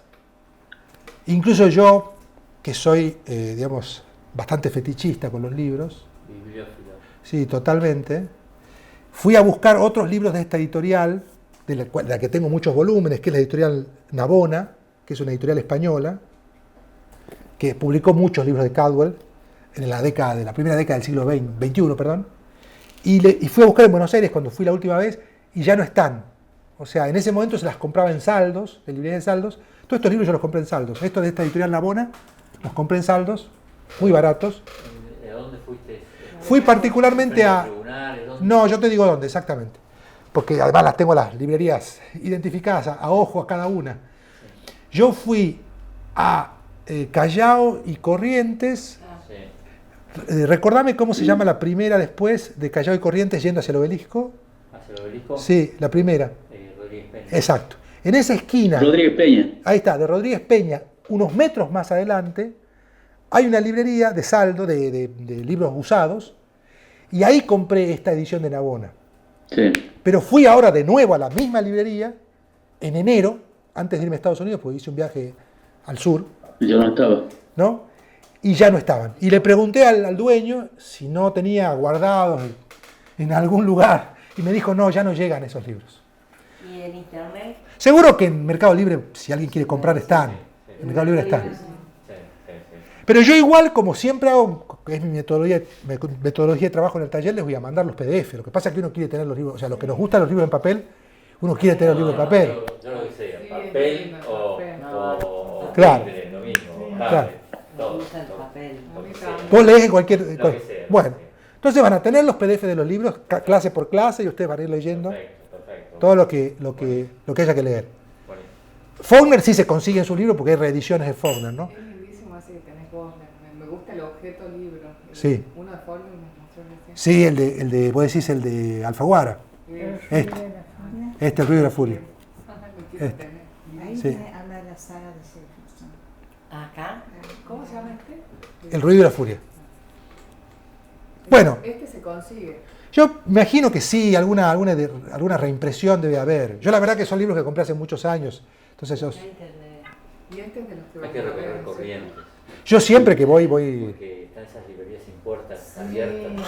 sí, con las mesas ahí. Si yo te cuento algo, cuando yo era más Ay, chico, andate arriba. iba con un bolso a comprarme el libro, pero literalmente con un bolso. Y me traía 40 libros, 30 libros.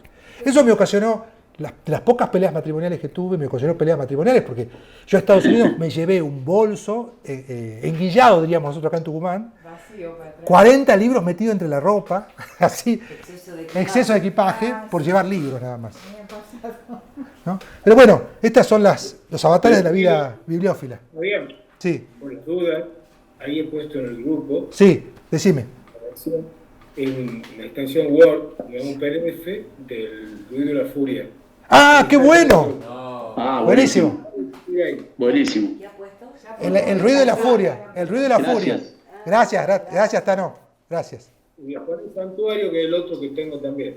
Buenísimo, buenísimo. Sí, porque la idea Gracias. es que leamos El ruido de la furia, Las palmeras salvajes, ¿no? Y mientras agonizo. Vos ponés todo.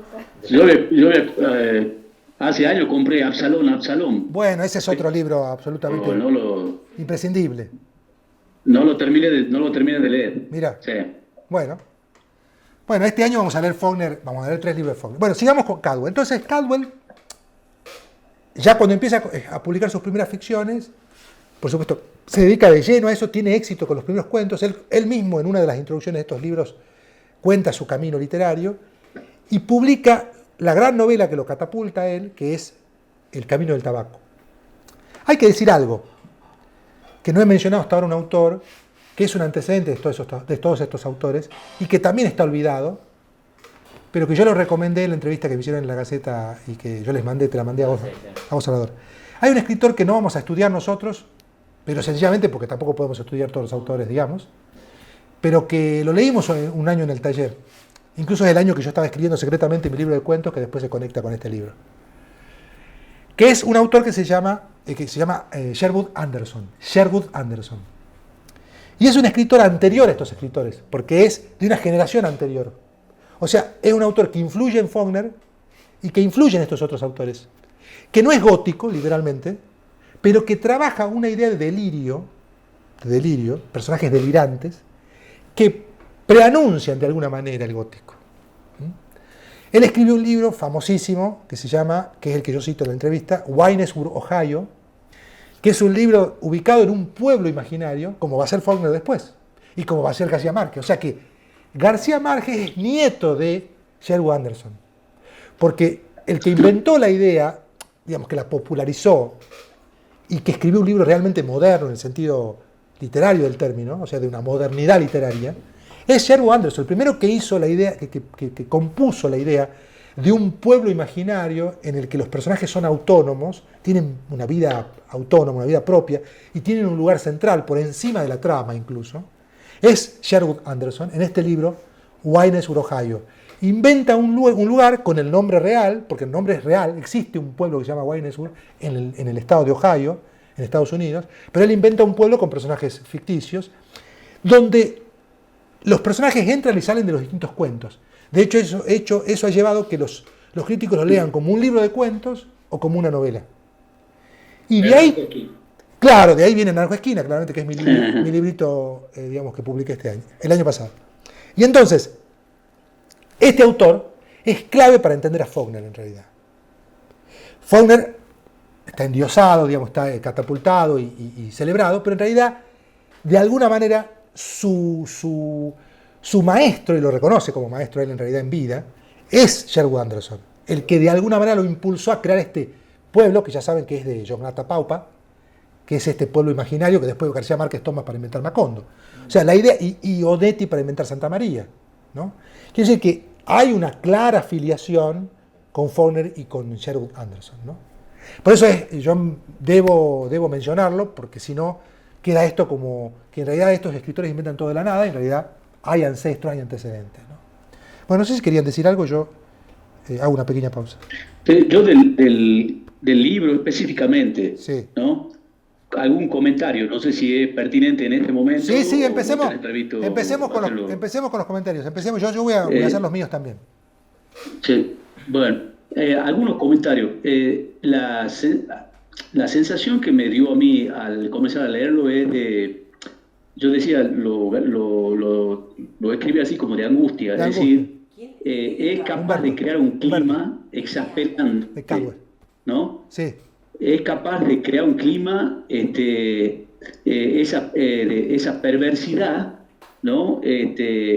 Digamos, por lo menos a mí me llega, es como que quería que termine cuanto antes el capítulo, porque la verdad que me desesperaba, digamos, el grado de perversión, ¿no? Sí. de los personajes.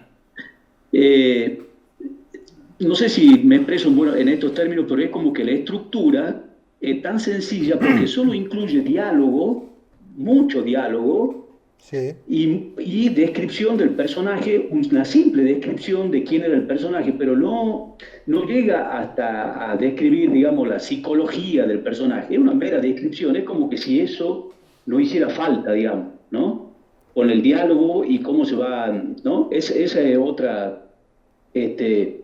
Me llamó la atención también en esta descripción la perversión de las mujeres, porque normalmente uno puede estar acostumbrado a leer a esta cuestión de acoso del hombre hacia la mujer, y aquí hay un rol de la mujer, tanto digamos, igual que el hombre, en lo que le hacen a Ganu, ¿no? al personaje, y se repite, son dos o tres las que lo hacen, y salvo una que tiene cierta piedad por no lo hace, qué sé yo, lamentablemente termina mal. Entonces, salvo, es tan exasperante el clima que se genera, que recién al final es como que hay alguna suerte de salida con el personaje del médico, que como que se apiada de la situación y le advierte al policía, ¿no? Diciendo tenés que cambiar porque hay vientos de cambio, digamos, ¿no?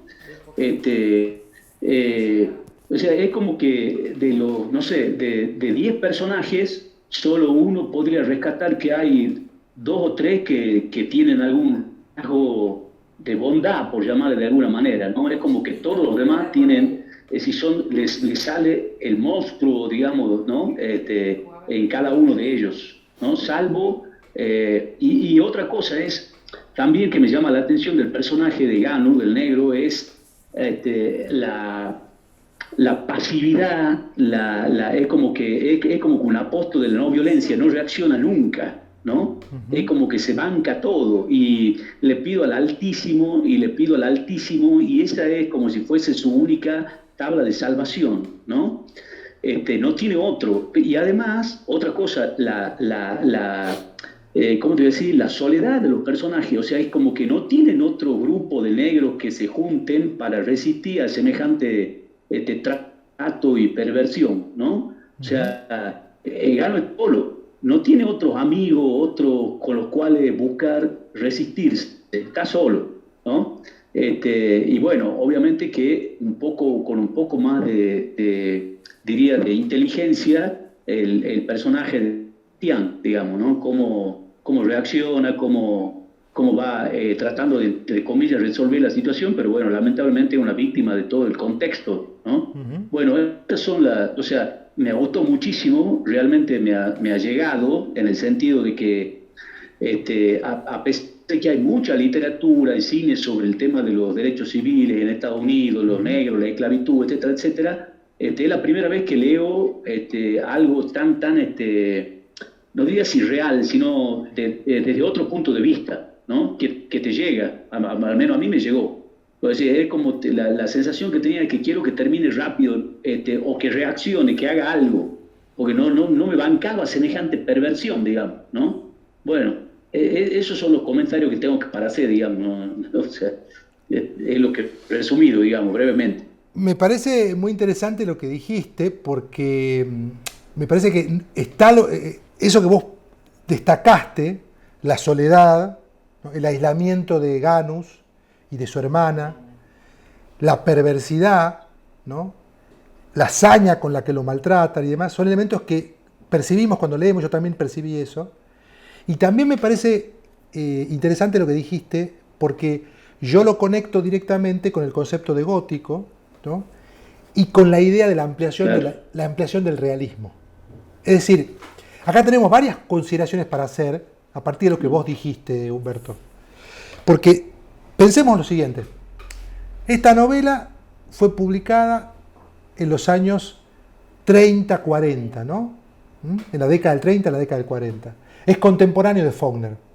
Faulkner, de hecho, lo llama a Erskine Caldwell uno de los escritores más importantes que dio Estados Unidos. O sea, ese elogio lo difunde así. A Caldwell, que en ese momento además era muy conocido. Era más conocido que Faulkner cuando empezó a publicar Caldwell, ¿no? Faulkner se hizo más conocido después. Y hoy en día es el que más recordamos, quizás. Pero en ese momento imaginen que Caldwell era más reconocido en Estados Unidos que Faulkner. Y Faulkner dice, es uno de los escritores más importantes de nuestro país. Siendo un escritor que de alguna manera no representa el tipo de intelectual del norte, sino que es un escritor que viene de la experiencia y que formula una literatura a partir de su relación con la vida misma y que propone un tipo de realismo que, como decía Flannery O'Connor, amplía el concepto de realismo. Porque hay que pensar no solo en las cuestiones morales, digamos, o sea, la cuestión de cómo yo hago para visibilizar un conflicto que no había sido visibilizado hasta ese momento, que es la intolerancia y el maltrato de parte de los blancos, como mencionabas vos hace un rato, María Marta, con los negros. Eso está claro, no se daba visibilidad a eso en la década del 30 y 40. Pero además de eso, hay que decir que él lo hace de una manera literaria, lo hace de una manera que genera interés en el lector, que produce una composición desde el punto de vista formal que está lograda. ¿Qué quiero decir con esto? Cuando vos señalabas, Humberto, la idea de que era algo que te atraía al mismo tiempo que te rechazaba, o sea, que te rechazaba porque en el sentido de que era algo tan perverso y te generaba angustia, pero al mismo tiempo vos lo querías seguir leyendo y no podías dejar de leer porque está muy bien armado. Y esto tiene que ver con la idea de qué entendemos por literatura, o sea, qué entendemos por composición literaria y cómo se arma una novela, cómo se arma un libro. Y ahí hay que decir algo que es muy importante y que lo vamos a reiterar en las clases que vienen cuando hablemos de Faulkner, porque son, diríamos, novelas gemelas. Esta novela, Un lugar llamado Esterville, con Las palmeras salvajes, son novelas gemelas, porque tienen una estructura similar, están armadas de una manera similar. ¿Y cuál es esa estructura? Caldwell, como Faulkner, alterna dos historias que en principio no están conectadas. Nosotros tenemos, por un lado, la historia del negro Ganus, ¿no? Bazemore, o Bazemore, y la historia de su hermana. Pero no sabes al principio hasta que llega un punto. Exacto. En realidad, el lector es el que deduce, por comparación y porque hay menciones o referencias a entornos familiares de los cuales proceden, La tía. exactamente, Y ajá. pero en realidad no hay una conexión directa entre un capítulo y otro. Y además a veces te dejan el punto alto, es como que no llega al final y te cambia. Bueno, esto que dice María es otro elemento clave. María dice, a veces te deja en la mayor tensión y cambia de historia. Y esto es una cosa muy importante lo que vos señalás. ¿Por qué? Porque la literatura, hasta comienzos del siglo XX, tenía como referencia sine qua non, digamos, fundamental, necesaria, el relato clásico. ¿Qué es el relato clásico? El relato que propone, siguiendo la hipótesis de Ricardo Piglia, una estructura ternaria, dividida en 3 partes, introducción, nudo y desarrollo, donde hay una historia que se desarrolla de forma evidente y visible, y de forma subterránea, dice Ricardo Piglia, se va desarrollando y se va anunciando o preanunciando algunos indicios que luego van a emerger al final como el final sorpresivo. Este es el formato del relato clásico, que nosotros a los niños les contamos cuando son nuestros hijos o los niños que conocemos, y le contamos esa historia que tiene un final sorpresivo. Ese es el relato clásico. Ahora, la literatura entendida como moderna, o sea, la literatura moderna, el cuento moderno en particular, y la modernidad de la literatura rompe con ese esquema, con esa estructura del relato clásico. Y propone, esto ha sido teorizado por distintos críticos, pero podemos verlo claramente en escritores como Chekhov, uno de los primeros que escribe relatos modernos, propone, en oposición al relato clásico, la construcción de un clima y el desarrollo de una historia que no se centra, no focaliza sus logros en la eficiencia de un final sorpresivo, sino que el logro formal en la literatura moderna, o en el cuento moderno en particular, consiste en la construcción de un ambiente y en el desarrollo de una serie de personajes que tienen conflictos, y en la representación de esos conflictos de una manera realista, con las ambigüedades y las contradicciones. Y fíjense, dicho de esta manera, viene como formato perfecto para el gótico, donde, si bien es cierto, no todos los escritores que hacen gótico o que están dentro de la estética gótica son modernos, pero entroncan hacia la década del 30, 40, 50 y 60, como Flannery. Podríamos hacer una curva que va desde Erskine, Cadwell, Faulkner, Flannery O'Connor y McCarthy, entronca con esta experimentación o esta ruptura de las formas clásicas que habían propuesto los escritores en la literatura moderna. ¿Se entiende lo que quiero decir? Entonces, retomando esta idea que vos mencionabas, María, se entiende por qué ahora, quizás si lo pensamos de esta manera, por qué Cadwell no busca crear un cuento circular y clásico con su libro. Exacto, sino que propone, como si dijéramos, escenas o capítulos, como si se tratara de una serie, diríamos nosotros más contemporáneamente, donde cada parte, la parte 1, el parte 2, el capítulo 2, el capítulo 3, funciona de manera autónoma, casi como lo que había hecho Sherwood Anderson en Waynesville, Ohio. Por eso es tan importante Sherwood Anderson en la cadena de filiaciones estéticas que yo mencioné antes, porque en realidad no viene de la nada, no es que es el primero Faulkner el que lo hace o Cadwell. Lo que pasa es que ellos lo hacen en el contexto de una novela que se propone como novela ya, definitivamente. ¿Se entiende? Sí. No sabemos si porque no leí la correspondencia tampoco, no tuve la dicha de leer la correspondencia de Sherwood Anderson. No sabemos si Sherwood Anderson dejó pistas sobre si él quiso hacer una novela o quiso hacer un libro de cuentos. Lo cierto es que es leído de una forma o de otra, y fue publicado como un libro de cuentos. Pero digamos, sí sabemos que Faulkner y que Cadwell quisieron hacer una novela. Y sabemos que escribieron una novela en el contexto del desarrollo de la literatura moderna. Entonces está más claro que el nivel de experimentación de ellos los llevó a romper la forma clásica e inventar una novela que está hecho de capítulos que funcionan de forma autónoma. De todas maneras, cuando aparece el médico al final, Sí. ¿no da la impresión de que cierra todos los capítulos? Sí, sí, claro, por supuesto. Llegué ahí. Por supuesto. Porque efectivamente, en cada capítulo uno se queda y dice, bueno, ¿y ahora qué pasó? Y el otro capítulo, ¿y ahora qué pasó? Y después con 2 palabras redondea todo. Totalmente. Increíble. Y después la otra cosa es que sí, efectivamente, cuando uno se pone a leerlo, no lo puede terminar. Se lo devora el libro. Absolutamente. A pesar que es un drama, y esto es un drama, no Sí. aparece ninguna mujer normal. Ninguna mujer normal acá. Es un drama. Pero me lo devoré. Bueno, imagínense de contento que estaría Caldwell, ¿no? Que, con todos los comentarios que están haciendo ustedes, porque el libro sobrevivió. Es lo más maravilloso que puede ocurrir en la literatura, ¿no? Que un libro después de 100 años, casi 100 años, ¿no? Estamos hablando de ese libro, a mí me parece maravilloso esto, me parece totalmente maravilloso. Que estemos hablando casi 100 años después de un libro que ha sido escrito por un ahora casi desconocido escritor, a pesar de la fama que tuvo en su vida, ¿no? Y que estemos diciendo esto, que el libro lo devoramos porque realmente no podíamos dejar de leerlo. A mí me pasó lo mismo, o sea, cuando lo leí por primera vez, ¿no? Y al mismo tiempo está esta cuestión cruda de la que vos hablaste, Humberto, y la que menciona también Salvador, que es un drama tremendo lo que está contando. Pero no podemos dejar de leerlo. No puedo dejar. Y no hay que perder de vista la cuestión estructural. Quiero decir que no están contándonos el cuentito clásico, digamos, con forma rotunda, ¿no?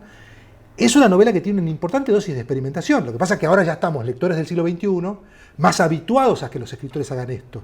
Pero piensen ustedes en el impacto que produjo para los lectores de la década del 30, de la década del 40, leer un autor donde dejaba inconclusa la historia en cada capítulo que avanzaba y parecía que no tenía relación, sobre todo el capítulo 1 con el capítulo 2, donde salta de un personaje a otro sin continuidad.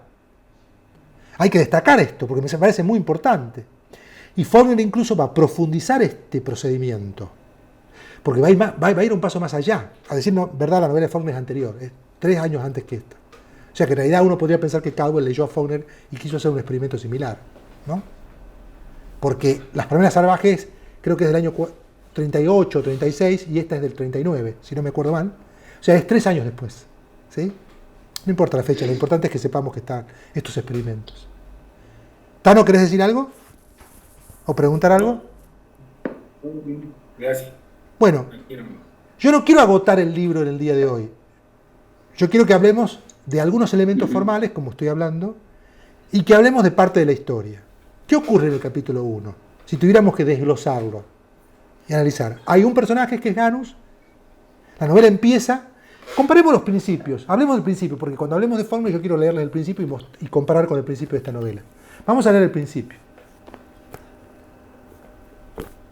Está Ganus en la casa donde trabaja y aparece la chica, Trifena. la hija, adolescente de una de la hija, digamos. la hija del dueño de casa. Zapatillas de Bueno, no, Solita. eso es lo que me acuerdo. Sí, Imposible. Manuela. olvidar. Bueno, dice así, el capítulo 1 empieza así. Voy a leer un fragmento. Hacía frío para la época del año. Hay que recordar que el libro está dividido en 3 partes y tiene en cuenta las estaciones del año, ¿no? Primavera, verano y otoño. Sí. Esta primera parte se llama Principios de Primavera.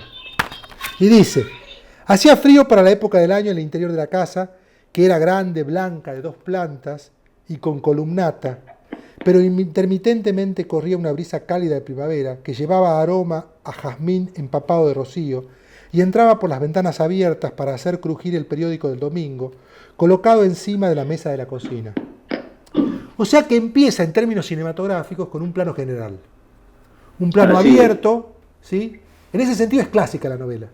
Un plano abierto donde se muestra el aspecto. Ahora, yo que estuve en el sur, y los que estuvieron en el sur saben, que en realidad en el sur, si hay algo que existe como construcción arquetípica desde el punto de vista arquitectónico y también desde el punto de vista social, es la plantación.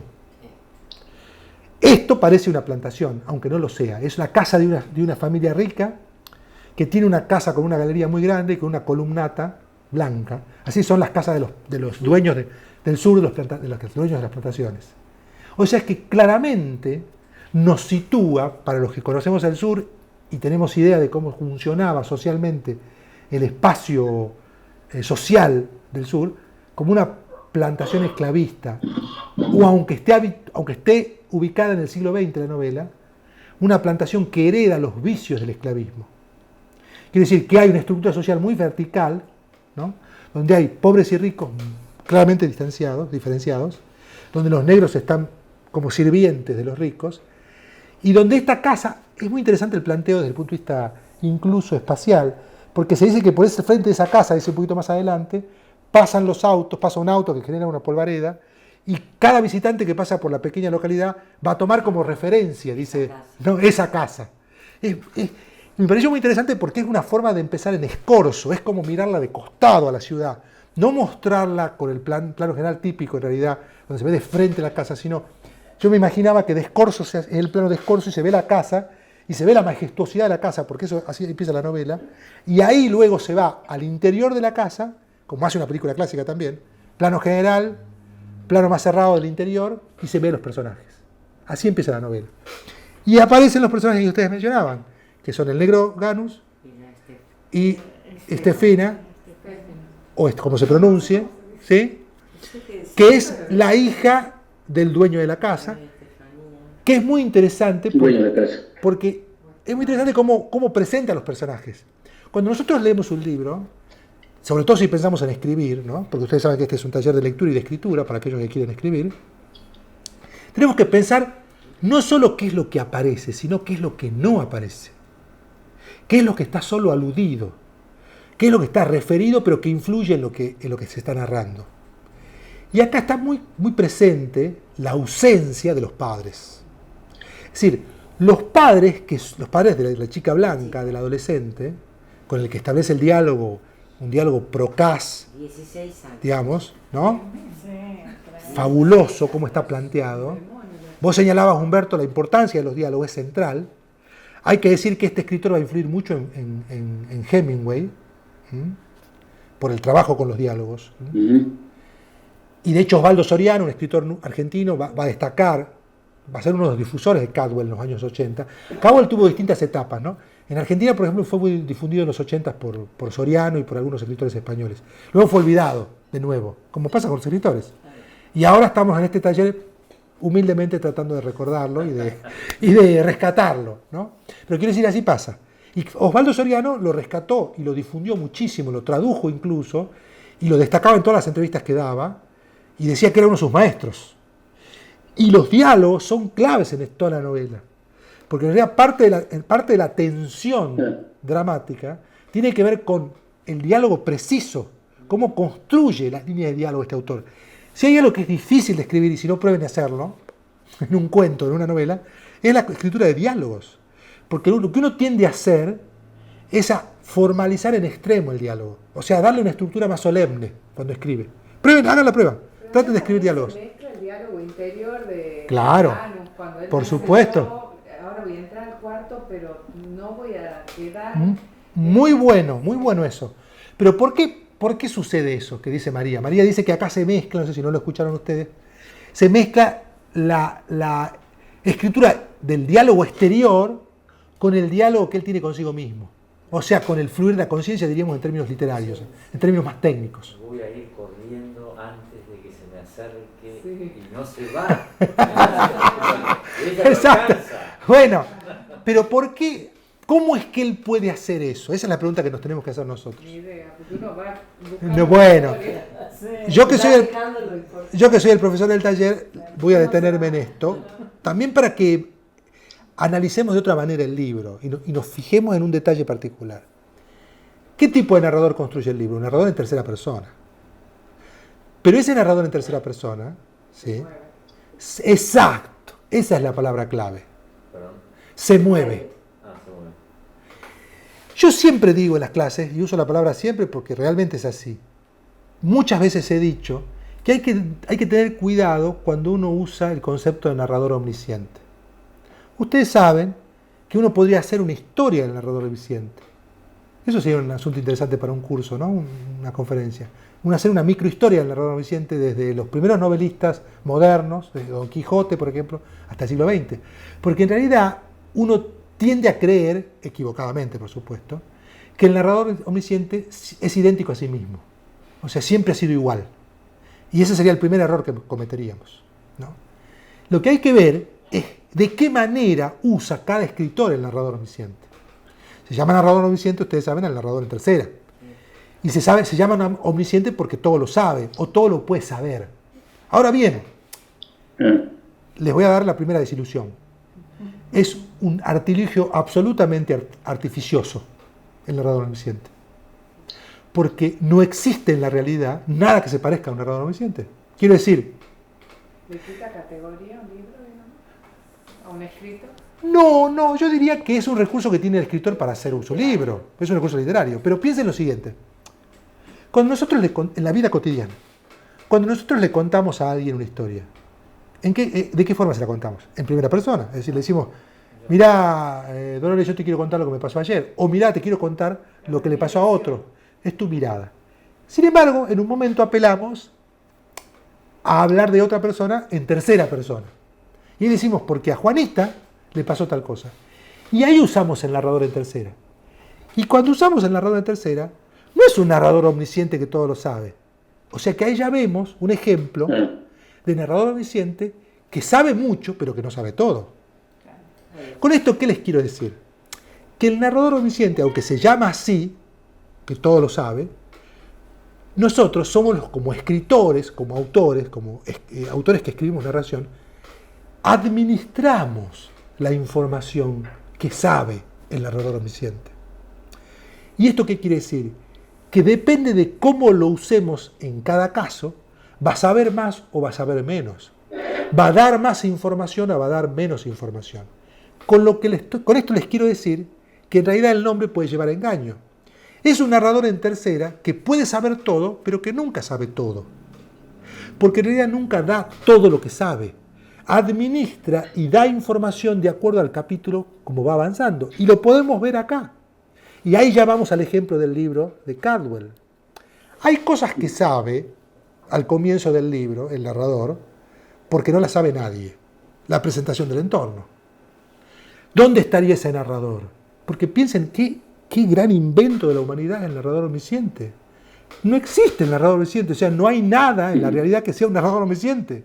Pero estamos tan habituados a leer los libros con narrador omnisciente que nos parece lo más natural del mundo. Porque si lo más parecido sería una cámara de cine, que se traslada de un lugar a otro y va grabando, ¿no? Pero en realidad hay un sonido, un soplido, que no sé dónde viene. El ventilador de... Acá es. Ahí, espera, voy a sacar el volumen. Acá es. Y cuida los libros. Sí. Ahí está. Es el volumen de... Podemos sacar los libros de ahí, que por ahí está obstruyendo. refrigera. Ahí está. ¿Me escuchan ahí? Sí, ¿no? ¿Humberto? Sí. Perfecto. Entonces, para ser claro, ahí está, ahí va a mejorar, me parece, que se sobrecalentó. Sí, estaba el Sí, libro. por eso está el ventilador funcionando.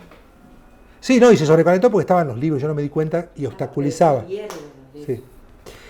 Entonces, les decía que al principio del libro, el narrador omnisciente es el que más sabe sobre el entorno. Pero, ¿dónde se posiciona cuando aparece Ganus? A ver qué opinan ustedes. ¿Dónde está? Si tuviéramos que pensar en que el narrador omnisciente se traslada de un lugar a otro para contar lo que cuenta. Piensen ustedes que al principio del libro nos habla de cómo es la casa, nos dice cómo es el entorno, la brisa que circula, y después, ¿qué nos presenta? A los personajes. Al negro que está en la mesa y se empieza a ajustar los botones, porque ya llegaba ella y Sí. llega la chica que se para en el marco de la puerta, re provocativa. Ajá. Entonces se aproxima a los personajes. Cómo está vestida. Y ahí no nos da información sobre el entorno. Fíjense, o sea, ¿se entiende lo que quiere decir? Se va trasladando. Entonces no está siempre en el mismo lugar, ni sabe todo el tiempo. Entonces, recomendación número 1 para cuando uno vaya a escribir un cuento. Sepamos que aunque sea un narrador en tercera, nunca da toda la información. La administra, la reduce, la presenta en distintos momentos, la deja para la ocasión oportuna. Y otra cosa, ¿cómo es que podemos saber lo que piensa Ganus? Porque el narrador nos lo dice. Entonces el narrador tiene la virtud, por eso es un narrador omnisciente también, de mirar algo que el cine no puede hacer, o sea, de representar algo que el cine no puede representar, que es la conciencia del personaje. Entonces ahí es donde pasas, sin solución de discontinuidad, del entorno, de posicionarse en el exterior del personaje y mostrar cómo está parado y cómo dialoga con la chica, a la cabeza de él. Y por eso es que vos tenías dificultades para decir, bueno, ¿cuándo pasa? ¿Cuándo pasa? Porque en realidad está muy bien armado, está muy bien compuesto el artilugio, que hace que pase de contarte lo que pasa afuera a contarte lo que pasa adentro. Y entonces te muestra el entorno, el personaje, el movimiento físico. Y después aparece de nuevo porque vuelve a contar cómo era una muchacha hermosa, alta, delgada, como su Exactamente. madre, que apenas tenía 16 años, que cursaba el secundario, que sus padres eran uno de los más ricos. Exacto. Y eso lo cuenta este narrador. El mismo narrador. Entonces el narrador es el pequeño demiurgo que organiza y ordena y controla la información que se da. Y entonces por eso es que en realidad el narrador termina estando en función de lo que el escritor quiere hacer. Y ahí es cuando nosotros notamos que el escritor domina los artefactos, las herramientas. Tiene oficio, diríamos. Porque en realidad sabe cuándo poner y cuándo sacar información.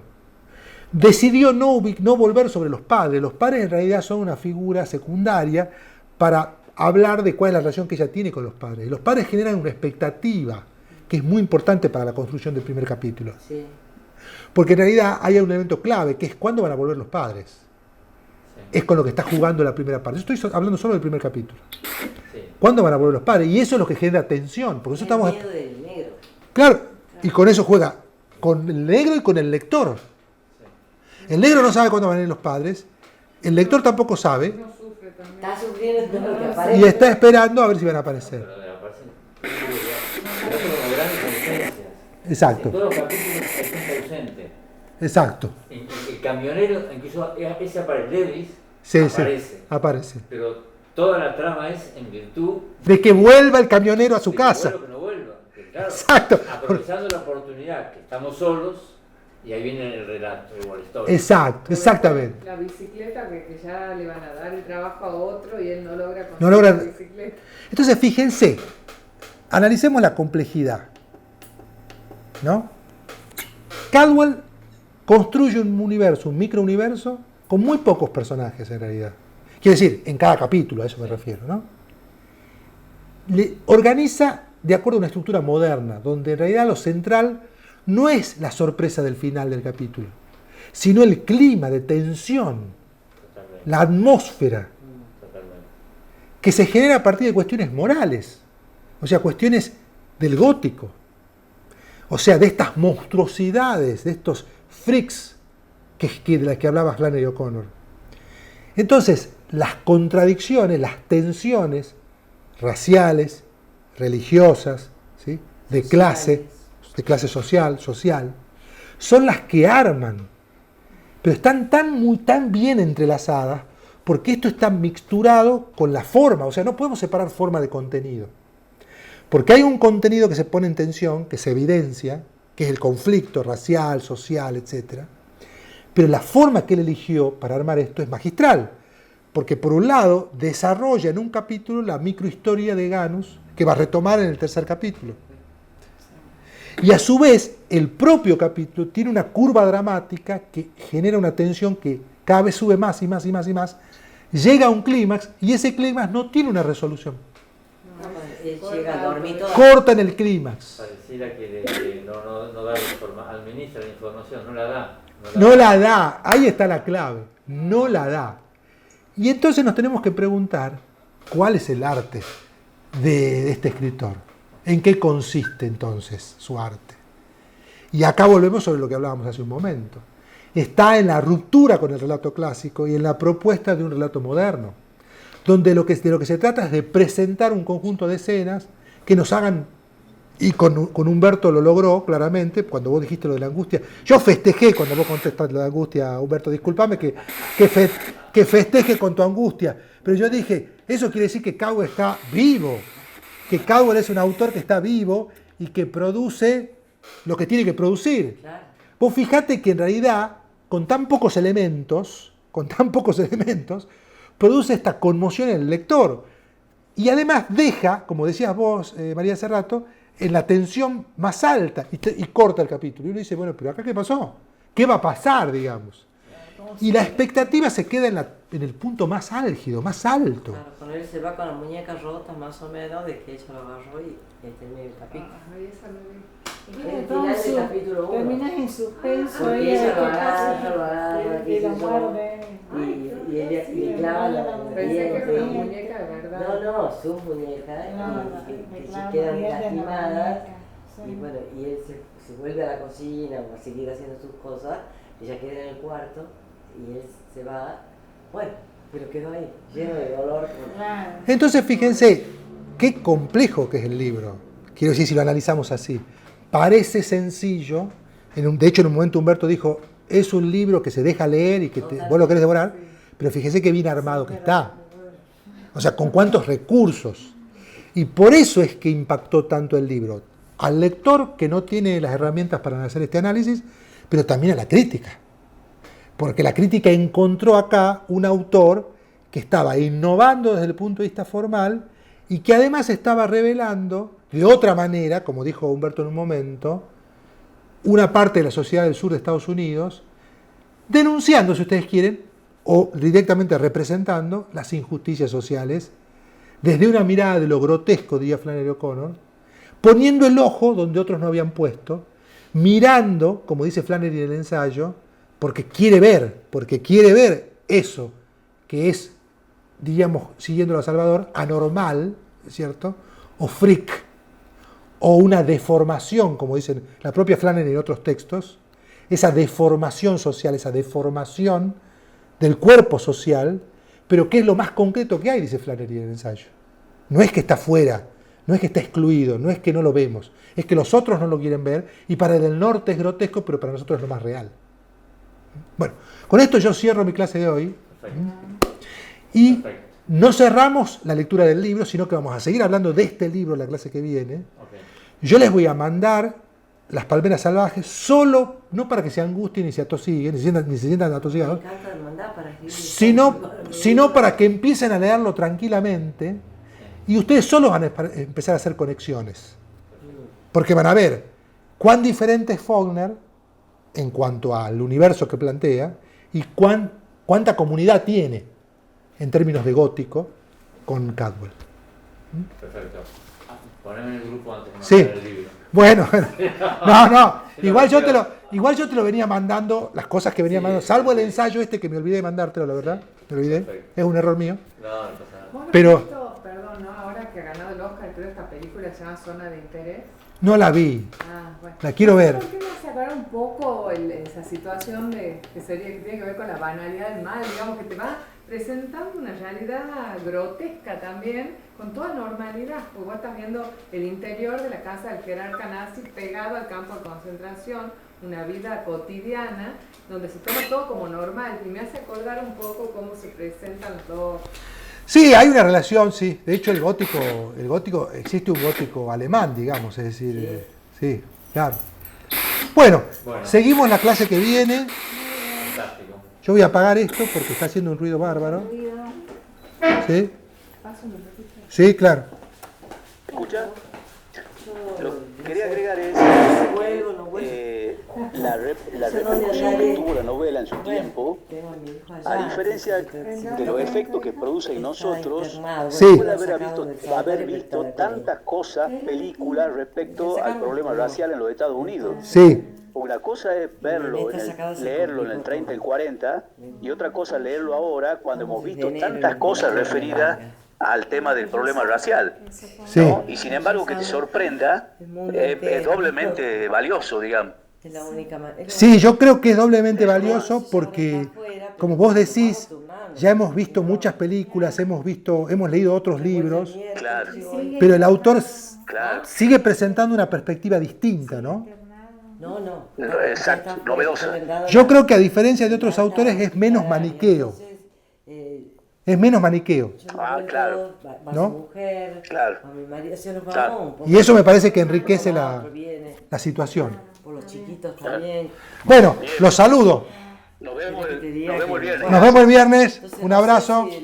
Chau, chau. Estar allá. Dios quiera que todo esté bien. Bueno, ahí les abro. Muy bien. Bueno, a ver si me puedes. Porque no es muy complicado. Muy complicado. ¿Ya Bueno. se descomplicó?